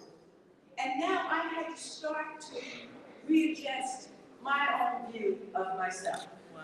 And so often, that's what we have to do. That's a good point. Yeah. And that's hard to do. I was standing in the living room, my mouth hanging open, speechless, which isn't really too hard to do for me to make me speechless. But there I was. So that's what I want you to understand, that we have to be our own investigators, that we have to tap into our 3-year-old and keep asking the question, why? Don't take that first answer that we give ourselves. Keep asking. It's going to be uncomfortable. Sometimes you get to it quick. Sometimes it may take some time. Right? So then, still talking health and mindsets and emotions, I want to talk to you a little bit about eating. That's a big, big topic, right? What to eat. I get asked that question so much. Well, Tia, what do you eat? I'm like, everything. much whatever I want. I don't have any food allergies, so whatever I want. However, when they ask me that, and when I think about it, there's two questions that pop up, and I'm going to ask you all those two questions. Are you eating to live, or are you living to eat? You do realize that these are two different situations and perspectives. If you're eating to live, every time that you are deciding to consume something, you want to think about whether or not it's going to feed your body. I mean, on a cellular level. Is this going to help my cells to regenerate? Is this going to give me the energy I want to do things I want to do? Is it going to feed my knees, my bones, my skin? Or are you just eating, listen, I don't have time, I got so much to do, I just need to get some food in, I'll worry about whether or not it's healthy later on. And that's a lot of us. We are busy. We are busy on purpose. Sometimes it's because we are following our path that the good Lord has set for us. Other times we're busy because we just want to distract ourselves, and I just don't want to think about all those other things.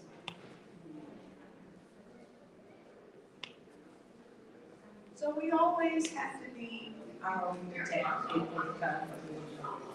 I pick it up on the keys. All right. So then, the last thing I want to talk about, as far as being good to yourself, right? Self-care, loving yourself, empowering and educating yourself, is movement. I'm big on games and interaction and things like that, so indulge me for a moment, and everyone, just close your eyes. Close your eyes, no peeking, don't worry, I won't come in and make faces in front of your face. I'm going to give you two words, and I want you to think about what's going to show up and what emotions you're going to feel. First word, exercise.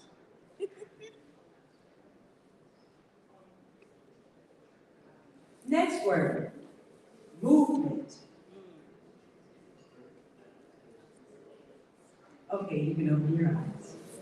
Thank you for indulging. Now, who would like to volunteer to share what came up for you when I said those words? Don't everybody jump at once. Okay, thank you. What's your name? Lynette. Lynette. Hey, Lynette. I've been talking to Lynette all morning and just found out her name. But we were connected, so it was all good. All right. So, Lynette, when I said exercise, because you jumped, what came up for you? How sore I am. Okay. Because I done exercised 2 days in a row. Okay. There's this new program called Row House. Oh. And it's in Montclair. Mm-hmm. And that's all you do is row. Oh. Row to some music. And it's about 20 of us in the room. Mm-hmm. And so you know I'm competitive.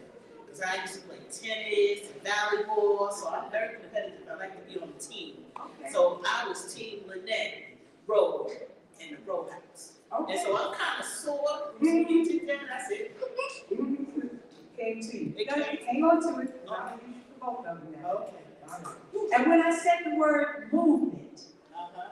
what showed up? What emotions bubbled up for you? It was always told that if you don't move, you will be stiff.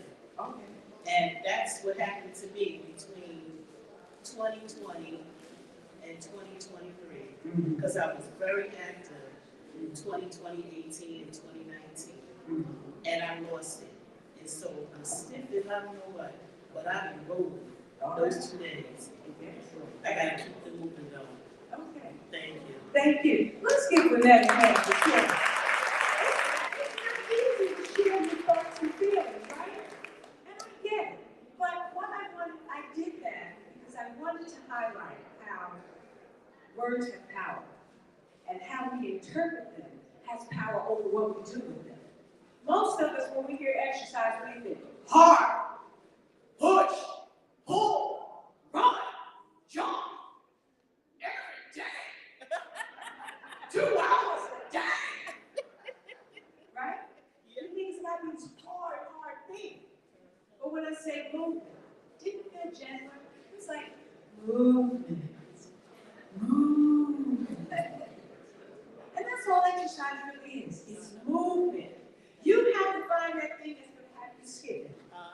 that you don't mind doing every day. See, when that light's flowing, because it appeals to that Yeah. competitive part, right? So in closing, what I want to say to you all, I have a question. If you don't use any of the information that you have learned today, how will you feel? Again, my name is Tia Thomas, and I thank you all for your time, your attention. Thank you so much. I know you have questions, but we have to move on, so these ladies will be here for the endurance of the day, and so you can ask them questions at that time. Give them a hand, give them a special applause for sharing. They can leave your mic in the chair, because there's other panelists coming right behind you. Give them a thunderous applause. They were very graceful.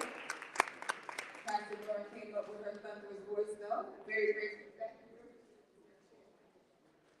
At this time, we'll have Dr. Brenda Bird. Yes, Dr. Brenda Bird. And Pastor Laura is coming back. And Pastor Tiffany Thrower. Faith, healing, and deliverance. Mental wellness, healthy relations, family, friends, and business. There's another mic right here. Yes, can you hear me? We're going to start with Pastor Burke. Okay, I just want to be sure everyone can hear me. I'm going to make it short because I know that we are crunching with time, and thank you so much. I'm enjoying this. How about you? Yeah. So basically, I'm just going to give you a few minutes on the panel that I'll be, the presentation that I'll be giving to you a few minutes in a few more minutes. Basically, I'll be talking about hurts, habits, and hang-ups. And so these few minutes talks about faith, healing, and deliverance. And many times we, as women, carry all kinds of wounds and healed and hurts from our past and growing up, and so many dynamic things that we can talk about. But through regular principles and tools, we can learn how to heal from within. I heard someone say earlier, we can't be healthy with our children or husbands or other family members unless we're healthy within. And so a lot of times it's just knowing what to do in certain situations and how to handle. I heard Pastor Lauren talk about those emotions, in our mental health and our heart. And so it's very important that we learn how to learn tools and take those tools and use them effectively. And the truth is, the answer is in the Bible. It's there. And so you're going to see it as we talk about celebrate recovery, and we talk about inner healing. And you're going to hear a lot of things. I'm a firm believer that celebrate recovery was given to the body of Christ from the Lord. And if we believe that God is the answer to everything, we must be the answer to this as well. And so we're going to talk about that a little bit. So for me, faith, healing, and deliverance is learning the principles, applying them, and allowing us to take our life back and be healthy women that we can be more effective in whatever we are called to do. God bless you. Pastor Mark. All right, we're back. As earlier we talked about body, soul, and spirit. So kind of tapping that in even in relation to soul. And we talked earlier about the emotional aspect of it. And just wanted to just kind of give you a little nugget just in relation to our mental wellness. It's so important that we take care of ourselves as we talk about physically. We also want to make sure we're taking care of ourselves mentally and emotionally. And oftentimes we will try to look for satisfaction in other people in order for us to maintain ourselves mentally. Women, we need you to understand that before you can get into a relationship with anyone else, you have to make sure that you're settled within yourself. A lot of times you hear people say, listen, I'm trying to date, I'm trying to marry because I want to get my better half.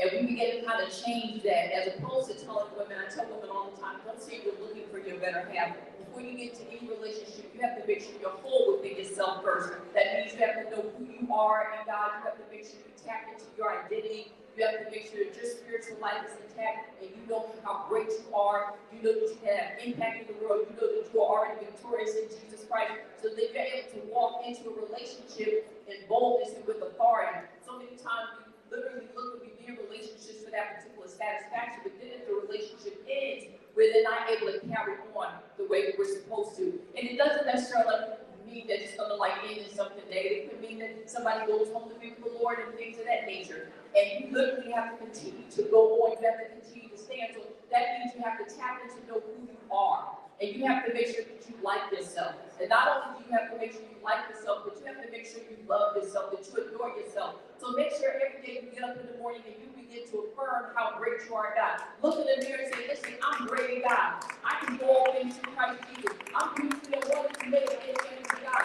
I don't have to be made like anybody else. I don't have to be shaped like anybody else. It doesn't matter what people think about me. All that matters is that God is pleased with me and I know how great I am.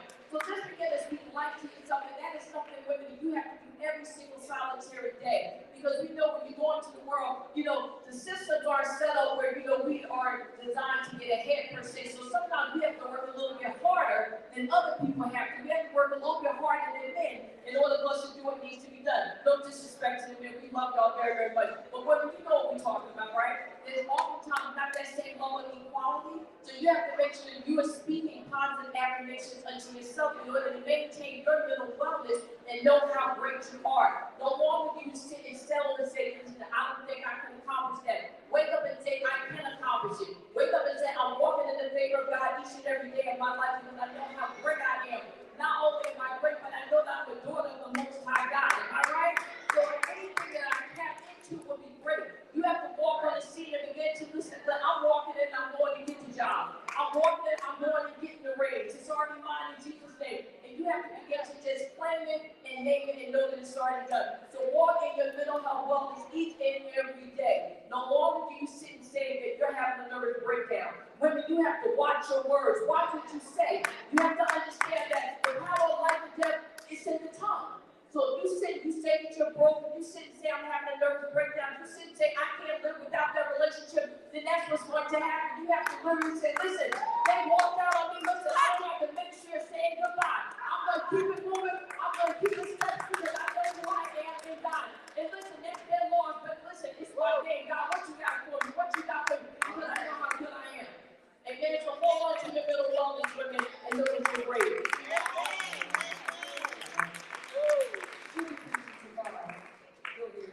There's more. Amen. I'm not gonna make you laugh. Now I have a different hat on.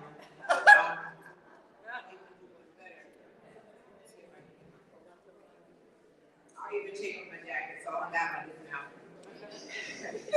I've been asked to talk to the level of healthy relations regarding family, friends, and business.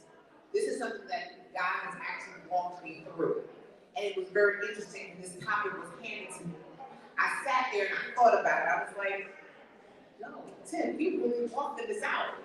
In the last 2 years, more so even during the season of COVID, I had done an extreme amount of throwing away.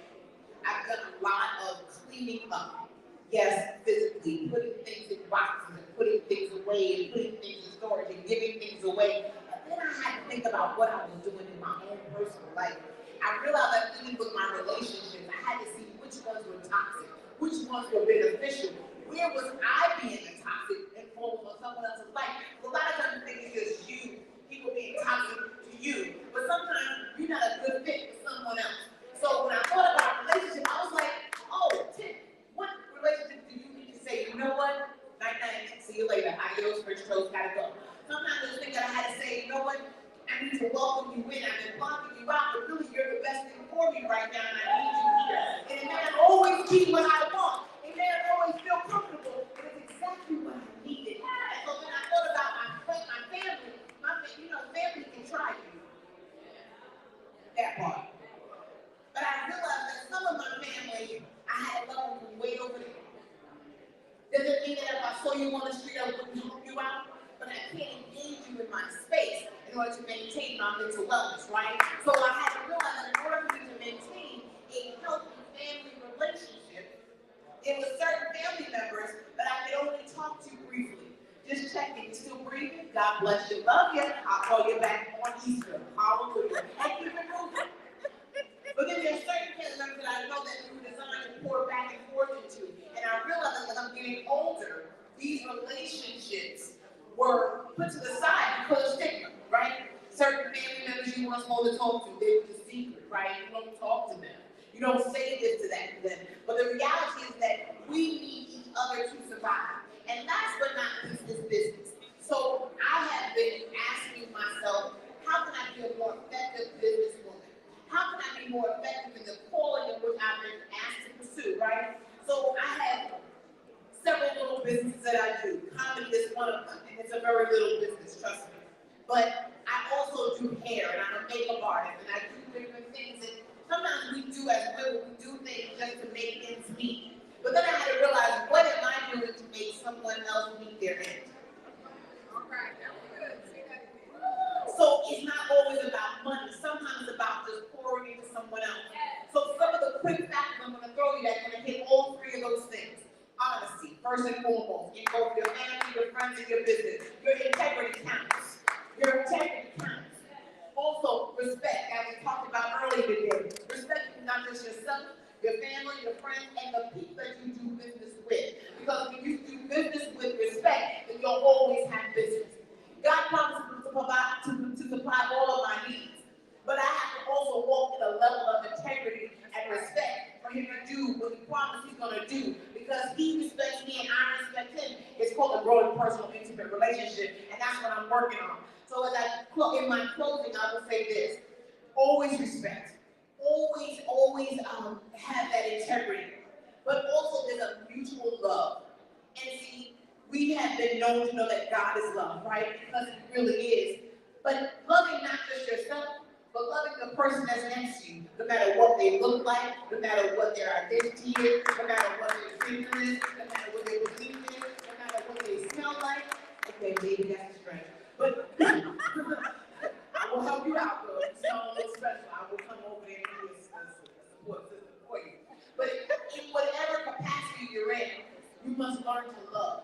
And if you work these three things together, you will definitely have a very healthy relationship in your family, your friends, and your business. Thank you. Thank you very much. Thank you very much. And as we take this under this applause, we're going to stand. We're going to move right along to creative expression, Allison and Greg Banks. Allison and Greg Banks.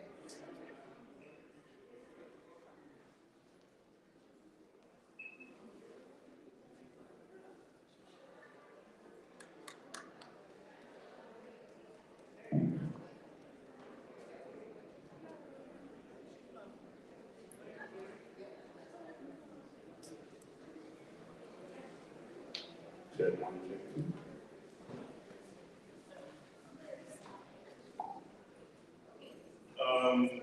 First of all, I'd like to thank everybody for coming out. It was a nice attendance for women and gentlemen. We were invited here to for the aesthetics of the James Brown African American movement. We are both artists, and we bring some of our artwork here, which is in the back, and people are painting over there. It's sort of like a paint and sip thing that everybody should participate in. We actually have 100 canvases here, drawn images on the canvas, so it'll be like a nice project to take home. I was invited here, we were invited here actually to talk about our relationship. We've been together for 5 or 6 years, I'm not counting. And the thing that keeps our relationship young and continuously growing is that we have so much in common. As I mentioned before, we are both artists. We are both involved with the Newark Arts here in Newark, New Jersey. And For a while, I didn't think that she was an artist when we first started going out together. Until one day she showed me something she painted in high school. In the high school, it was a hand catching water. And I said, hey, you painted this? And she said, yeah. And I said, you're an artist. To take it a step further, I was invited to display some work in Morristown at Art in the Atrium. And I sent them one painting, you know, an image of my painting, and they said, do you have any others? And I said, oh, let me include Allison's work. And so my work got rejected and they accepted hers.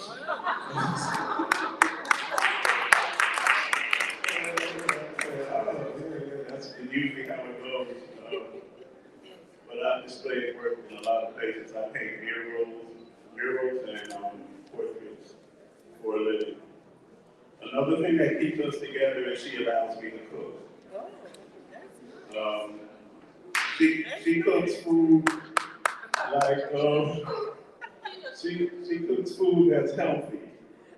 So it's bland, very bland, and it's healthy. Like steamed, everything's steamed or stewed and stuff. Whereas I'll put on a pot of grease in a minute, you know, French fries, fried fish, and burgers, cheeseburgers, all that stuff. You know.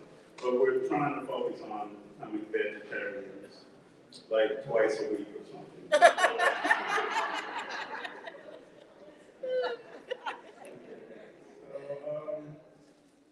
Another thing that keeps us, you know, our relationship strong is trust.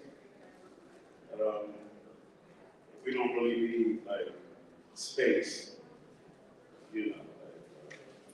You do you and I'll do me, you know, situations like that. You know.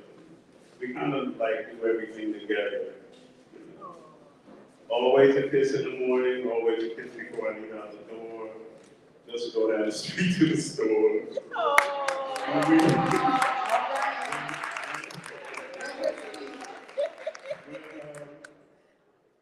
If I drop her off to work before she get out the car, I have to take this. Yeah, and we have fun. We have fun all the time. WBGO is in our house all the time. We listen to it on a boom box that sits on top of the refrigerator. Sometimes our kitchen is our art studio or the living room. I had so much work in there, it looked like a thrift store one time, but I kind of cleaned it up the other day. Yeah, we listen to WBGO and we get like real creative, you know, it starts oh, that's yes. Oh, well, you can continue it. I'll just stop now.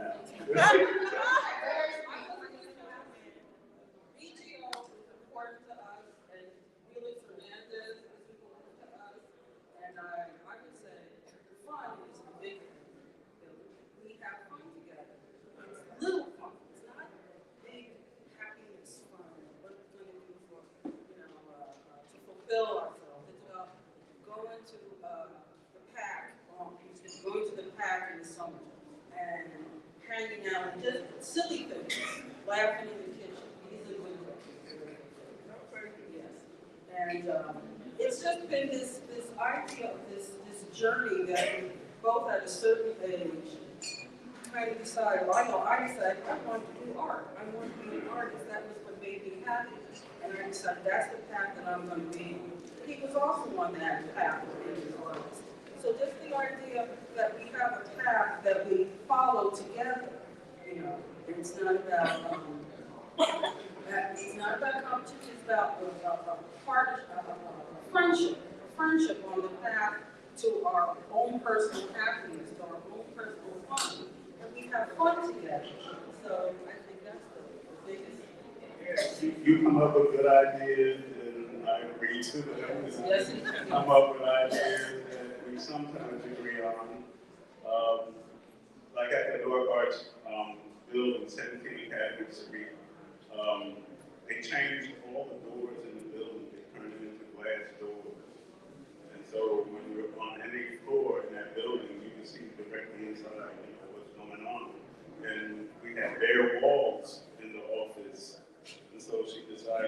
bring some art here and hang it up, you know, and without even asking, you know, the superiors, is it possible, you know, we just did it because it's like bringing a good vibe to that calm situation, boring situation, the way it looked. And then when the boss came in, oh, I love it. Oh, yeah, yeah. So we bring some more artwork. And so now we have a gallery inside that small office that we have a list of different artists who can bring their work there and put it on display. One of the things about Newark Arts is the Newark Arts Festival every October. And so we're always looking for artists, you know, to hang work, you know. And, throughout the city of Newark, there'll be like maybe 30 different galleries that pop up in 1 week. We're the And seventh, so it's a lot of seventh space. largest in the country. Yeah, the seventh, yeah. We ranked number 7 as far as the art. The Newark Arts. I took it to another level.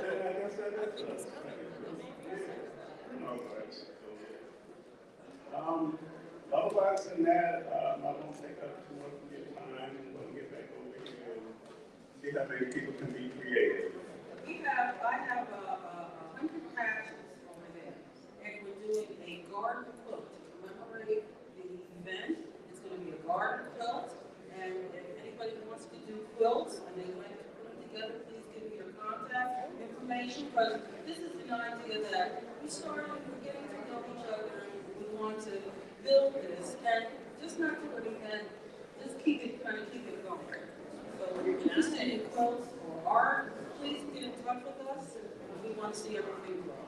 Yeah, the patches are only the beginning of the quilt, so, you know, it's like you're personalizing this quilt, you know. I want to ask a question.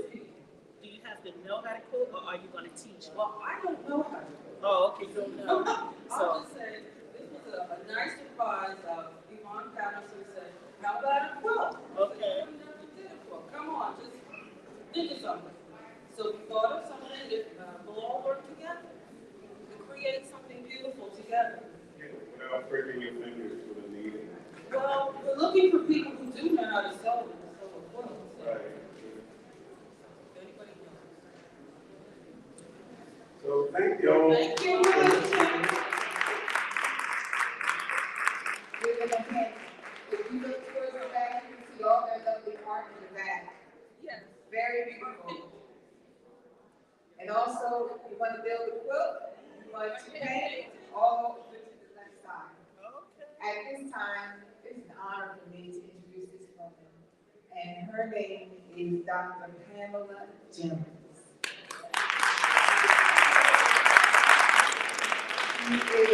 You will see her some of everywhere doing the work. And she does a lot of work, and Pastor Pam is awesome. She works with the students and the community of Roselle and Lincoln, and here she is in Newark. So give her a round of applause. Thank God for her. Amen. Thank you so very much. I'm not going to be before you long. I understand the day is long for you, and I wrote everything out so I can get it out. But I'm just so honored to be here on today to be able to present. In fact, I want you to know this is one of the beginnings of my chapter in my next book that I'm going to talk to you about today. So I want to say thank you for having me. I want to honor everyone in this room. It's going to be an exciting journey. And I want to talk about a woman's awakening. A woman's awakening.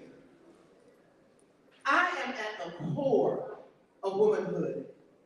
And I have the unction and the greatest perception of who I am. And I've come to the conclusion that the sole force behind everything that we accomplish is God. I want to extrapolate my life's wisdom and place it in a 5-minute speaking window as a Holy Spirit-led woman assigned to your awakening, the continuity despite distinctives. I encourage my sisters this morning to stop clamoring the accolades of people and be who you are and who you were called to be. Be the person that you were designed to become, and just choose today to be. Enter into your awakening. People don't understand while you're living, but they show all types of respect and appreciation once you're gone. If you don't believe it, just attend the funeral. People are confused about who you are, my sisters. People are confused about your intentions. People are confused about who you are. So don't pay attention to me. Too many sociological contexts and too many effects by the environment cause people to become super confused. We do not even know what's going on in our homes, much less the world. And even though we live, we can't really understand one another because of the noise. Your awakening is an inside job, my sisters. So refuse to be subjugated and oppressed by people and sovereign powers such as governmental systems that suffer themselves from systemic racism and sexism that doesn't fully embrace your womanhood. So as women, we must awaken, and we must create our own stratosphere of power to rise despite challenges. How do we accomplish this? I'm so glad you asked. Boldly pursue and awaken yourself to areas that build your life and refuse love that tears you down. Learn the love principles of God and follow them. As women of 2023, we must allow our love conscience to awaken. Refuse to be passive. Refuse to doubt ourselves. Refuse to be duped by false pleasures. And come forth as sisters, empowered to motivate ourselves from within. We must motivate, teach each other, and challenge others to become aware about where they stand in loving ourselves as women. Be in obedience to your moral virtues and embrace all love with integrity. Never lose your common sense, my sisters. Remember, torturing, begging spirits who manipulate you to hold you back from your destiny are spirits that are alive and well. But you are a God-created woman smarter than your enemies because of the gift of discernment we all have. When people tell you who they are, use your discernment and believe them. Honey, stay woke.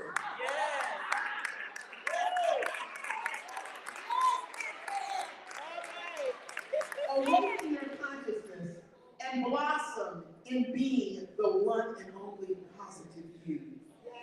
Our kindness to nurture will prevail absent your ever having to bow down.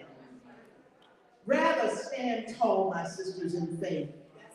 You know, years ago, we had no educational rights, and we had no equity rights. But today we have rights providing opportunities when applied. Get as much education as you possibly can, and any form of learning will make you successful. Set a wave of reforms for our sisters, and let's position ourselves to constantly be awakened through educational opportunities, even if you have to learn that subject matter on YouTube.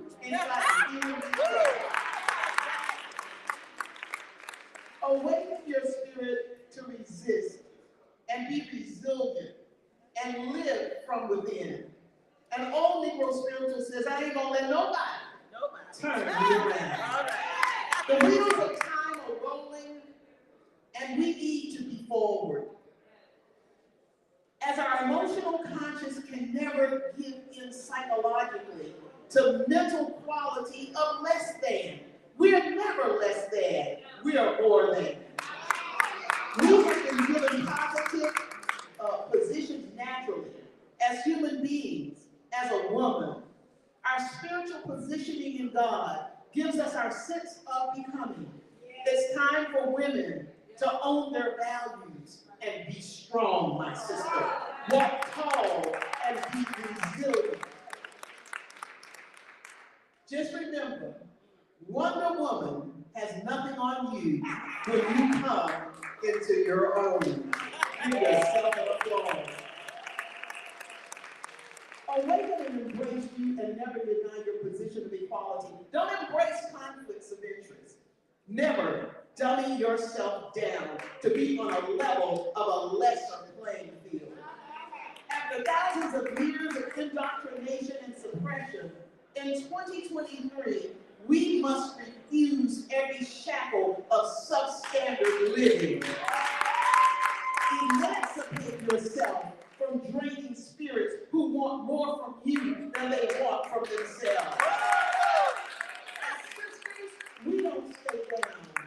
We rise as sisters because every woman in here, every woman in the world, look at the neighbor and say, we rock. We rock.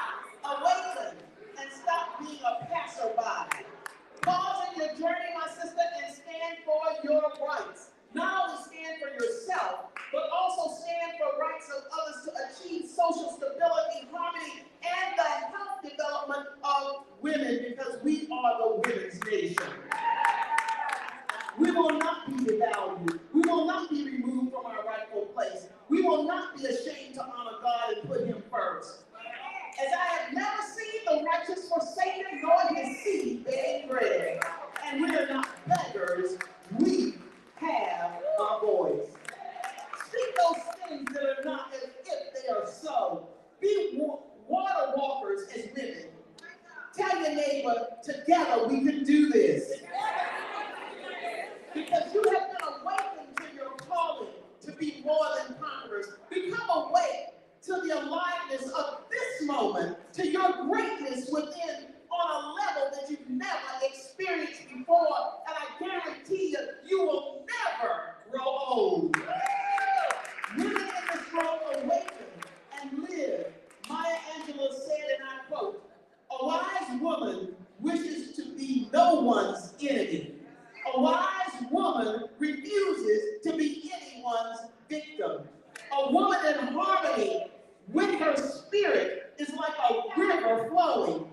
She goes where she will without pretense and arrives at her destination prepared to be herself and only herself.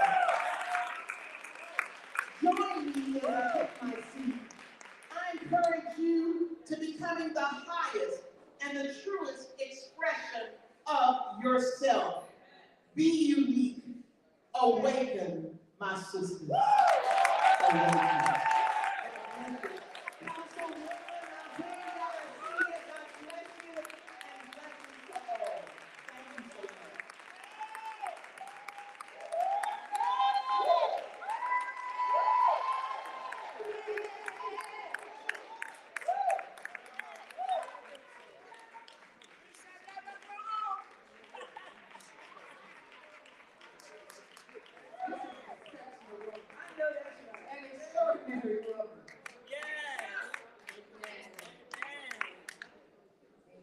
Thank God for her and how God has blessed us. You are not ignited, you should be ignited by now. Your spirit should be stirred up. You should feel like you need to run, skip, jump. You probably can go to the gym and really work it out right about now. The spirit should be stirred, and we're excited about that, being stirred up. And at this time, we have Dr. Bird who's coming, and she's going to represent the Lord. Give her a thunder of applause.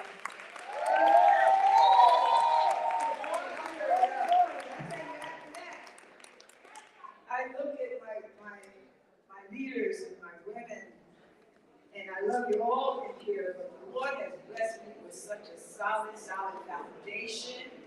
And Pastor Pam, Dr. Bridgefall, and my councilwoman at large, Reverend Dr. Reese Scott-Roundtree. So before I go into my presentation, would you come forward and give us a few words before lunch?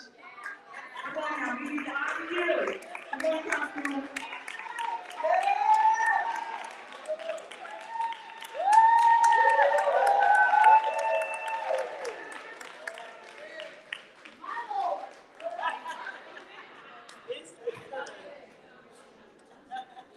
y'all gonna just let me sit down and just enjoy the stuff? Come on here. Listen, come on, let me hear from the ladies. Y'all can do better than that. I'm gonna try this one more time. It's 12:40 something. We gonna really make some noise, Sheila. We gonna make some noise. Sister Atkinson, Pastor Pam, Dr. Bridgeforth. We gonna make some noise because we give birth to nations. And Minister Joyce, what we gotta stop doing is being silent. We've been silent a long time, Apostle Hope. How many know that if the women get up and walk out the church, they be talking about opening the doors of the church? You might as well close the doors of the church, the man's gym, the corporations, and everything else. We spend more money in the malls. If I get some red dollars, you're gonna pay them because I ain't buying them. Listen, thank you, Dr. Bird. Thank you to the organizers. Thank you to Minister Patterson, the Patterson Foundation, the committee. Yes, come on, let's give it up. The Patterson Foundation. You know, I am so excited. Please, Mother, I'm looking at one of the most phenomenal entrepreneurs here in the city of Newark, where they tried to shut her down on Broad Street. But how many know God is able, that the Source of Knowledge bookstore, the only African-American owned building on that corner? Come on and stand up and let them see your pretty face. She got a partner too. And then as I look around the room, and of course, Positive Communities in the house, and Captain Sutton, if I start calling names, y'all gonna miss lunch and dinner, and I'm not going to do that. But I can't, I have to say the name Gene Wells, I have to say the name Dr. Mamie Bridgeforth, I have to say the names of Councilwoman Mildred C. Crump, which I just came from a street that I have to say, Sister Joyce Bryant, who has the only African-American dental school in the state of New Jersey, I know of. Holy smiling pretty. And I say that because this Women's History Month program was kicked off with such excellence because of the ideas of a group of women who came together. They just let me come along for the ride. I'm not going to say, and we got to learn how to, no matter who's in front of the line, just get in line if it makes a difference for the community. Some of us think that we need to lead everything. No, we do not. Because everything ain't for us to lead. And that's why some things don't go nowhere, because the person in the front of the line is not going anywhere, nobody's following them. And if you're not nobody following you, as I always say, if you are a leader and nobody's following you, you're an individual just taking a walk. So the truth of the matter is,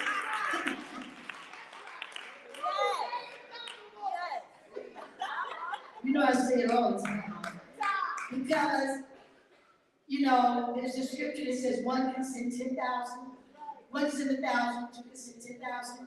And it often troubles me that sisters, and I'm going to be very brief because Pastor Pam, my dear friend, one woman that I admire so dear. More people have gotten 501c3s and organizations started because she decided to sow, not out of her pocket, because she's not getting nothing put in by helping you and you're not paying her.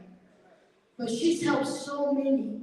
It's sisters like that don't look for nothing for the gift that they can share. Sister G. Wells, that God blesses and will cause everything you have to flourish. When we stop looking at the sister and start joining the sister that's doing something good, joining the woman, Dr. Monroe, that's doing something good, not worried about how her clothes look, not worried about where she got the idea from, not worried about why is it her, not worried about why she's in control. If it's a good idea and we're going to benefit from it, I don't care if she's black, white, brown, purple, and green, we need to fall in line and get it done. So I'm here today, Dr. Bird and Gene Wells, because a group of women came up with an idea.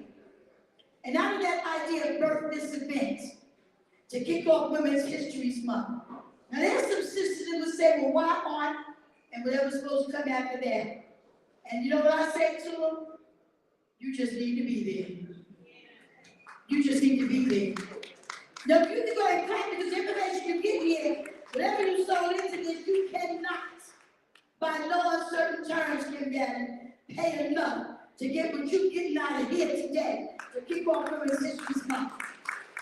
I'm here because I want to get some of it. I got 7 events today. But I was going to show my face, make sure I'm part of those women that need honored, the ones I'm standing on the shoulders of. Councilwoman Bridgeport was one before I ever even, it wasn't in me. I know nothing about running for no office. And when I talked about it, the real statement was, I'm not running for nothing but God, because it took me so long to just hear what God was telling me to do. I didn't want to mess up with God. But now I'm here. And while I'm giving this platform, I got to use it to say, I give God the glory for where I'm at. But I want to use that same God and what God has given me to help somebody understand that we got to do this together. If God can take 1 million men to Washington, if Dr. Martin Luther King can take 250,000 people to Washington, why the heck can't we as women come together and start changing policy and making a difference about our lives, about our condition, about our breathing, about our clean air, about our children, about our schools, about our government? Why can't we do that? We're supposed to be sticking together. Not kicking each other's back in because we don't like them. I might not like some of your ways, but God told me I've got to love you. And if you love the people, you're going to do right by the people. So I didn't mean to do all that. Jesus. I feel like Larry Ham. He get up to give 2 minute remarks. Before you know it, you got a 2-hour history lesson. Let me let you know. Come on over here and take this mic. So, to God be the glory once again. Patterson Foundation, to the committee, thank you for just allowing me to get in the car with you and take this ride. It's going to be wonderful, phenomenal. It's already been a great start, and I just thank God for the privilege of being here. Amen. Somebody say amen. Amen. I love to hear from the ladies.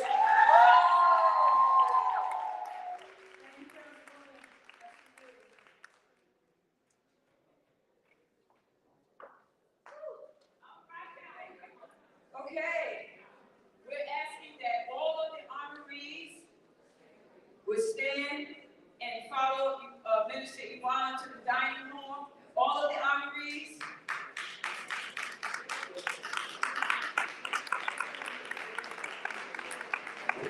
The jewels in the house.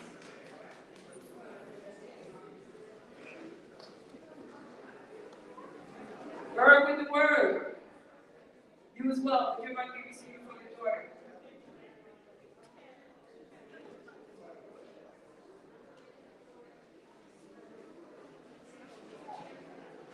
That's my sister, Bird with the word. She has a radio station here in Newark.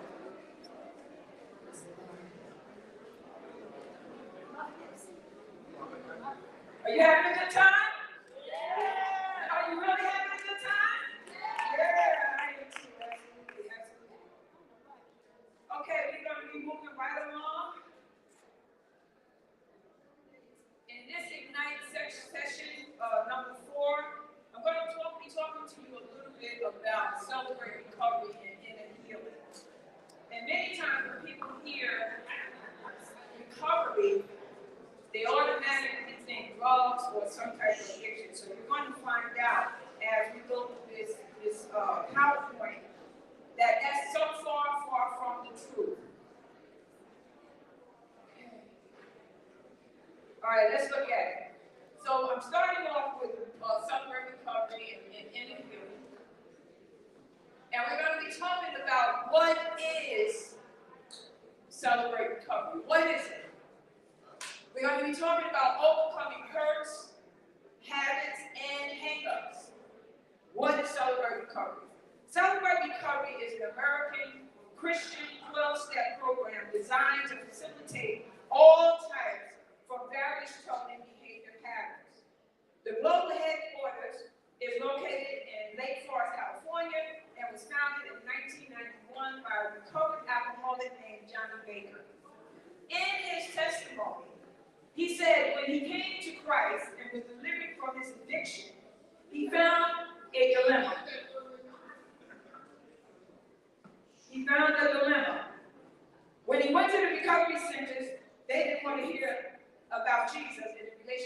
they found in God. And when you went to the church, they didn't want to hear about his struggles with alcohol and other hurting habits and hang-ups that had developed as a result. So, he wrote a long letter to his pastor, and the rest is history. So today there are over 5 million people who have participated in Celebrate Recovery groups in over 37,000 partner churches and ministries. Celebrate Recovery has been established all over our country, and many people are benefiting from this type of curriculum. We genuinely believe who the sun set free is free indeed. Celebrate Recovery is a gift to the body of Christ because many Christians, as well as others, are suffering in silence. The Bible tells us it rains on the just and the unjust, but many times, as people, Christians, no matter what your faith or belief is, we don't want to acknowledge the fact that we are struggling in some area. And so many times, we hide our issues and we hide our problems and our situations. You may think that Celebrate Recovery is only for those who have struggled with alcohol or drug problems, but nothing can be further from the truth. A hurt, habit, or hang-up can be anything, somebody say anything. Anything that keeps you from realizing your full potential. Anything that can keep you from keeping and living and realizing your full potential. If you look on the slide there, it tells us Jeremiah 6:14, you can't heal a wound by saying it's not there. And many times we try to cover up our wounds through family or drugs or jobs or whatever the vice may be to cover up our hurts instead of dealing with them. And so today, in this platform that we are bringing to each one of you, we want to talk about the inside, the inner healing, the things that we need to deal with inside our own hearts. We talk about hurts, we talk about habits, we talk about hang-ups. Hurts are classified as anything or any life experience that may have damaged your heart. How many in this room have ever had a broken heart? Come on now, let me see you. Man, women, it doesn't matter. We all have broken hearts. Okay, and it deals with, under that title of hurts, you have abandonment, abuse, betrayal, divorce, dysfunctional family, and the list goes on. Habits tend to be unhealthy patterns that often start as a perceived remedy, but wind up being a chronic bad habit or addiction. In Celebrate Recovery, we deal with hurts, habits, and hang-ups. And we use this type of Bible here. It's called the Celebrate Recovery Study Bible, and it has so many different features. We deal with the 8 principles that we study out of Matthew chapter 5, and we talk about letting that attitude be in us. And then we also talk about the 12 steps that comes from the AA platform in reference to Alcoholics Anonymous. So, what are habits? We said they are those group places, those chronic bad habits or addictions. Habits are the repeat default script you run to when the going gets rough. They are the group places that I call them, that continually lead to trouble in your life. Some everyday habits are critical spirit, cheating, bitterness, eating disorders, gambling, gossip, lying, bitterness, unforgiveness, and the list goes on. And you thought Celebrate Recovery was just for drugs and alcohol. Hang-ups. What are the hang-ups? Hang-ups are those roadblocks that keep you from progressing further in God's plan for your life. Some bent thinking that mentally shaped you growing up, or some unhealthy attitude you may have adopted to cope with life challenges, such as anger, anxiety, arrogance, body image problems, bigotry, fear, codependency, control issues, people pleasing, lack of self-control, guilt, envy, greed, and the list goes on. Rick Warren always says this: there are two types of people in the world: those in recovery and those who need to be in recovery and don't know it. So in Celebrate Recovery, we work with our inner issues. We talk about those things that are going on inside of us. And so if you look at the PowerPoint, you see here, matter of fact, let's get some participation in here. Let's read this verse together. What is it? Psalms? Let's start with Psalm 19:11. The Lord, let me hear you. Come on, we can read, can't we? Yes. Let me hear you. The Lord is perfect. Come on. Yes.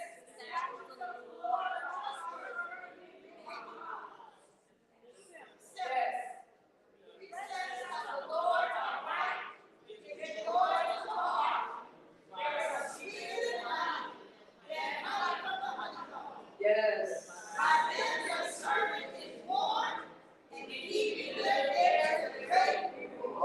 Absolutely. We're born. Absolutely. That's my verse that I stand on. Because we need warning in today's society. We need discernment. We need to have our head on straight. And we need to straighten each other crown. Amen? Hallelujah. So, see how it works to rebuild the broken spirit, the unhealthy mind. And we just talked about those hurts, which are classified as any life experience that may have damaged your heart. Many of us are walking around with wounded hearts and things that have happened to us in reference to when we were children, and we carry it into our adulthood.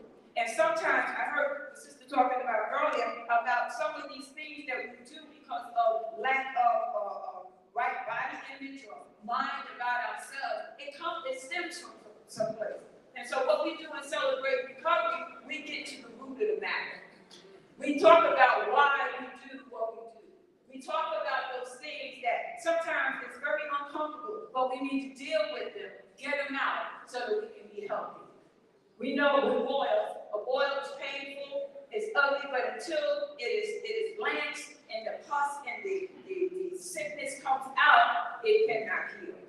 And so this is what we cover in Celebrate Recovery. We start thinking about the negativity of the unhealthy mind.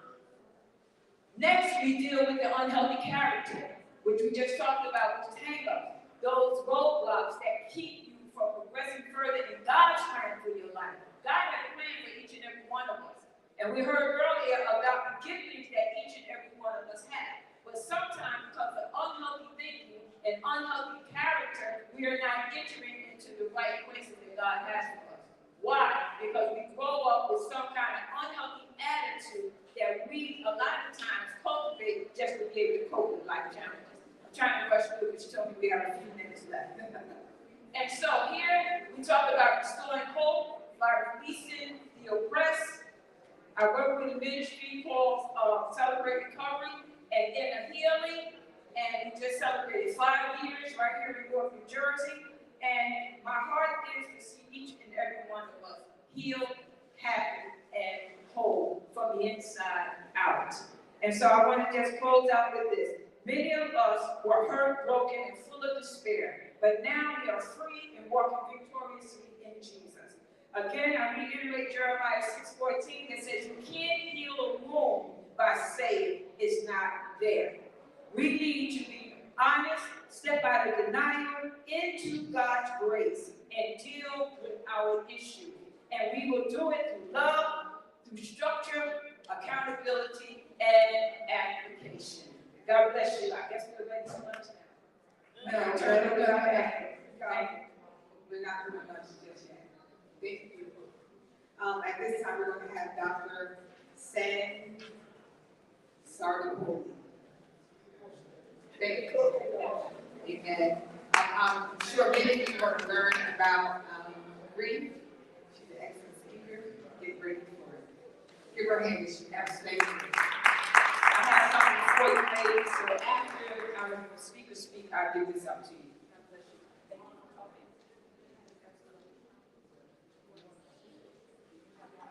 I think it's better probably from here, probably sitting here, right?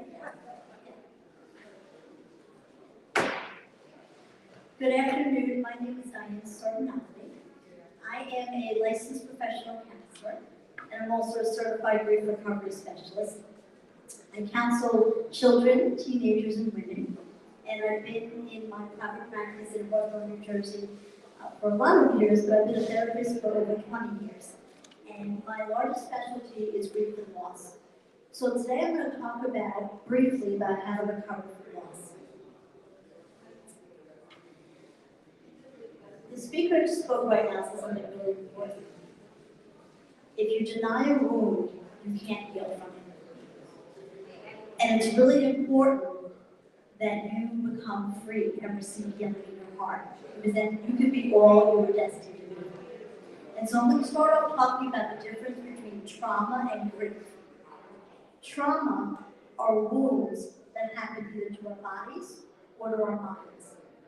Trauma could be a one-time event that happens, or trauma could happen over the course of time, wearing us down, and also distorting our identity as women. Examples of trauma are someone who's been a victim of domestic violence, someone who has been either emotionally, physically, or sexually abused. Another example of trauma. Trauma can come from medical illnesses, from injuries. They can come from even wounds, from words. I think someone said earlier, the Bible scripture, that the power of the tongue is life and death. And words of rejection and words of abandonment can also bring trauma. Grief is different. So I'm going to give you two definitions of grief, and they're from outside this resource, the Grief Recovery Handbook. I work with clients in grief recovery. I don't only use this handbook, but this is one of the resources that I do use. The definition of grief is the natural and normal reaction to any kind of loss. I'm going to say that again. It's the natural and normal reaction to any kind of loss. But society makes grief and loss abnormal. It's not okay if you cry. It's not okay if you're sad. It's not okay if you're going through a depression. It's really what society kind of shares with us. And what this book talks about and what I share with my clients is it's normal. When there's a loss, it's understandable to be sad. It's understandable to be fearful. Anxiety and sadness are the top two emotions that arise when someone has a loss. Another definition of grief is the conflicting feelings that happen when there's an end or a change in a behavior. So I'm going to say that again. Grief is the conflicting feelings that happen when there's an end or a change in a familiar pattern of behavior. So let me give you an example. Someone's married and they divorce. There might be relief if the divorce was contentious, there was a lot of bickering, there was a lot of strife. So now they have relief that they're not in this very angry relationship. But the other conflicting feeling is they're sad, because the end of a marriage is a death of dreams. It's a death of a future. It's a death of being with a spouse and growing old with them. So on some level, someone may feel relieved and almost, grateful that they're not in that kind of a marriage, but everything they hoped for, everything they wanted, has not come to an end because that covenant has been broken. So grief is different than trauma. Every trauma we experience includes a loss, but not every loss is traumatic. So for example, if you have an elderly grandmother and they're sick and they die due to old age, that's a significant loss, but it's not a trauma. But if you have a relative who was murdered, or a relative who died in a tragic car accident, that's both a loss and a trauma. So it's important to know the difference, because many people here today have gone through both. I've gone through both. And I'm sure if I talk to a lot of you, you've also endured significant losses. You went through traumatic situations. The next piece I'm going to share about is there are certain mindsets, there are certain beliefs we hold that hinder our grieving process. So the Grief Recovery Handbook talks about 6 of them. In the essence of time, I'm just going to share 2. They describe these different things as myths. And the definition of a myth is an inaccurate piece of information that we use to deal with loss. So it's inaccurate and it's not helpful. But many grievers believe the 2 and the total of the 6 in this book, and it really thwarts their grieving process. It hinders them from really grieving well. There's such a thing as grieving well. I know in my life, I have experienced loss from birth. And because of my relationship with Christ and counseling and meeting with professionals, the Lord has really healed my heart. And that's partly why I have such a passion to do what I do as a counselor. Because I know what it's like to be in anguish. I know what it's like to have a broken heart.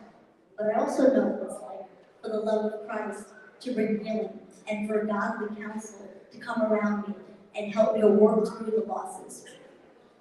So the first myth I'm going to talk about is don't feel bad. Has anyone ever said that to you? Pick yourself up from your bootstraps. It's going to be okay. Don't cry. If it's maybe a dating relationship, don't cry. There's another person you'll meet. So society, if there's a happy event like a marriage or someone gets a promotion, people come around you and they're happy and joyful. When someone has a loss, whether it's death, divorce, a loss of a change in health, people don't come around the grieving. And if you're grieving, or you've had a loss you've never grieved, and you maybe believe this don't feel bad, then you have a lot of pain inside that I know can come out if you're willing to express your feelings. You know, the Bible talks about how God bottles our tears. Some of you have not given yourself permission to cry. Some of you have not even given yourself permission to grieve. You've had one loss after another loss after another loss, and you just keep on moving. But here's the thing, loss takes away our lives. It takes away, the passion to be fully involved in life. It affects our relationship with ourselves. If you believe in God, it affects your relationship with God and every other relationship. So if you're telling yourself, or maybe you even grew up in a home where you didn't have a voice. I didn't actually know the theme of this message, of the whole conference, but even when I was preparing for it, the Lord put on my heart that so many of you have lost your voice, whether it's through domestic violence or abuse, or maybe you grew up in a home where you couldn't express yourself.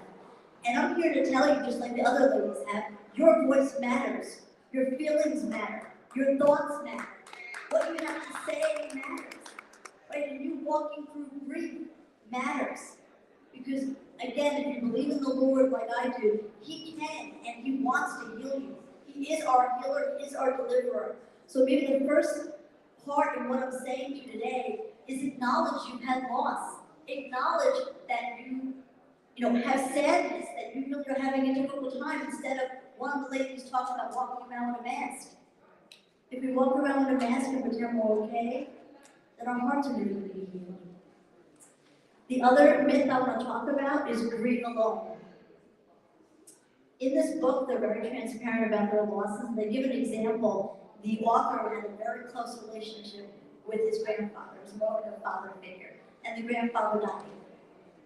And he was in school, in high school at the time. And the teacher pulled him out of the classroom, informed him his grandfather died, and sent him to the principal's office to sit alone. Then he got home, and it was his mother's father who died. He wanted to comfort his mom. He wanted to go and cry with his mom, because his grandfather had died. And his father stopped him and said to him, your mom needs some space, leave her alone. And so that's where he learned how to grieve alone. Some of you in this room are grieving alone. Grief in and of itself isolates people. We don't want to isolate even more. Whether it's a community of friends, whether it's a church community, even if it's one friend. When I had one very, very significant loss years ago, I called this one friend every single day for 6 months, and all I did was cry. I couldn't say one word. I just cried. And she heard my tears. And your tears are important. The last piece I want to talk about is a different kind of losses. Death and divorce are evident losses. We know when someone dies, that's a loss. When a marriage ends, that's a loss. But there are a lot of other losses. For instance, when someone is physically abused or a victim of domestic violence, there's not only the physical abuse, which I stated earlier was trauma, but there's a loss of safety. There's a loss of trust. There's a loss of your voice. So there are a lot of losses that we go through, and people don't really identify them as losses. I'll give you a few more examples. Any kind of major health change is a loss. The death of a former spouse, if you're no longer married, is a loss. For some of you, you had pets that you really love. The death of a pet is a really significant loss.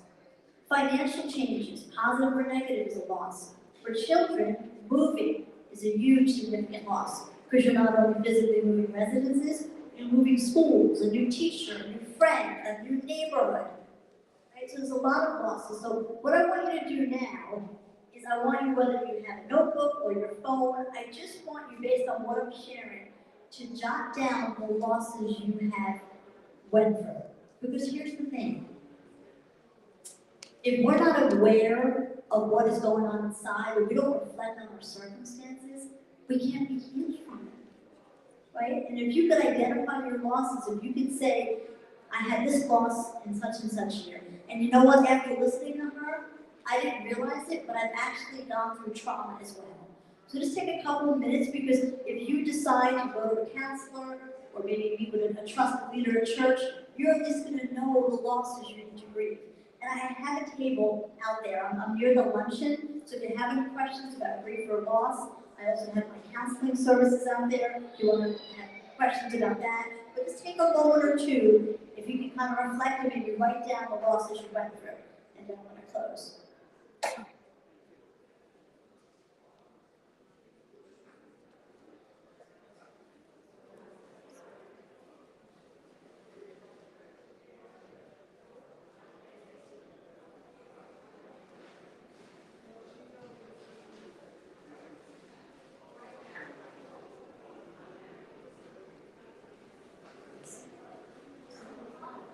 The Lord wants you healed, whether or not you believe in Him, He wants you healed.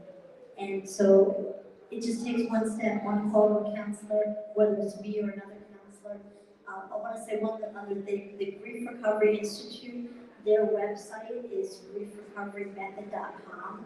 There are really good articles on grief. I have a couple at my table. So again, my table's back in the luncheon, and I pray that the losses you've been through, that you would seek help, so you could receive healing and freedom. Thank you for your attention. Thank you. At this time, those who have paid for the luncheon, you can go to the other room. But I know that for those of you who paid for the luncheon, those of you who have not paid for the luncheon, we have another performance by the When Women Speak. When women speak, if you paid for the luncheon, if you did not pay for the luncheon, you can remain here with us. But for those of you who have not paid for the luncheon, please remain here. And at this time, women who speak. Give them a round of applause. God bless you, God bless you, God bless you.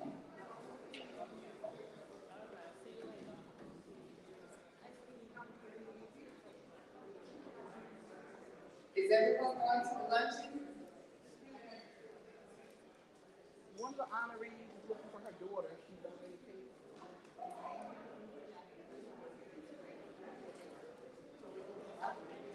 Elaine Young. Theodore's daughter, Elaine Young.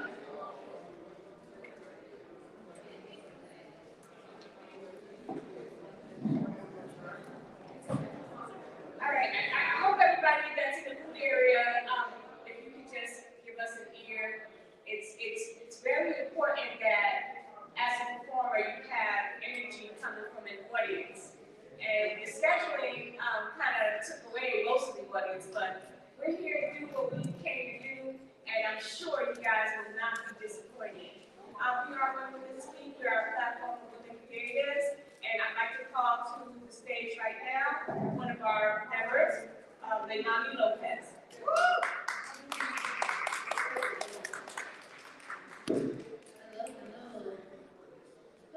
I'm gonna just jump right on to it, all right? I'm gonna do a couple of pieces since we small here right now. So the first piece I'm gonna do is called Dear Self. Dear Self, woo! We've come a long way. Let me reintroduce myself. I be warrior, and I warrior and brush my flames and fight to hang the heads of pain that I continue to conquer. And my wounds be the story stitched to my sigil of life.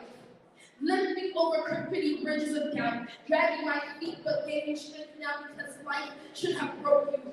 Stitched to the aroma of broken home mistakes don't hiss, they just misuse you. When the crack era wore our community proudly and paint on you loudly, ghetto, spilled on your canvas, broken because they scabs, keep picking and keep bleeding because healing was meant to be silent, and you had the audacity to keep pressing.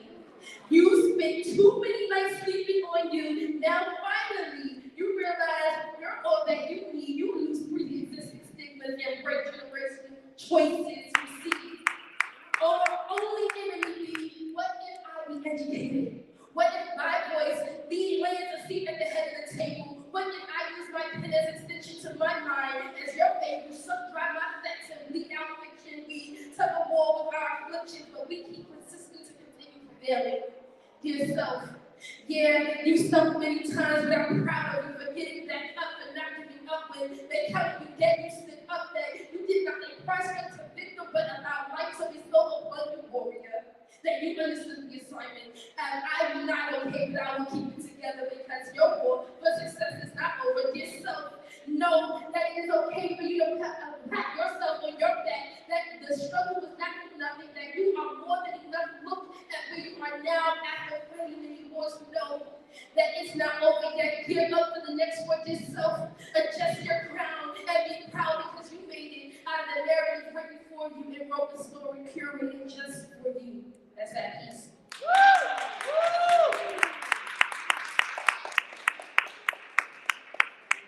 I'm gonna do two other pieces and then I'm gonna call it a day and a half. Here coming good. So this one is called Broken Skeleton. This one I've never done before publicly. So bear with me.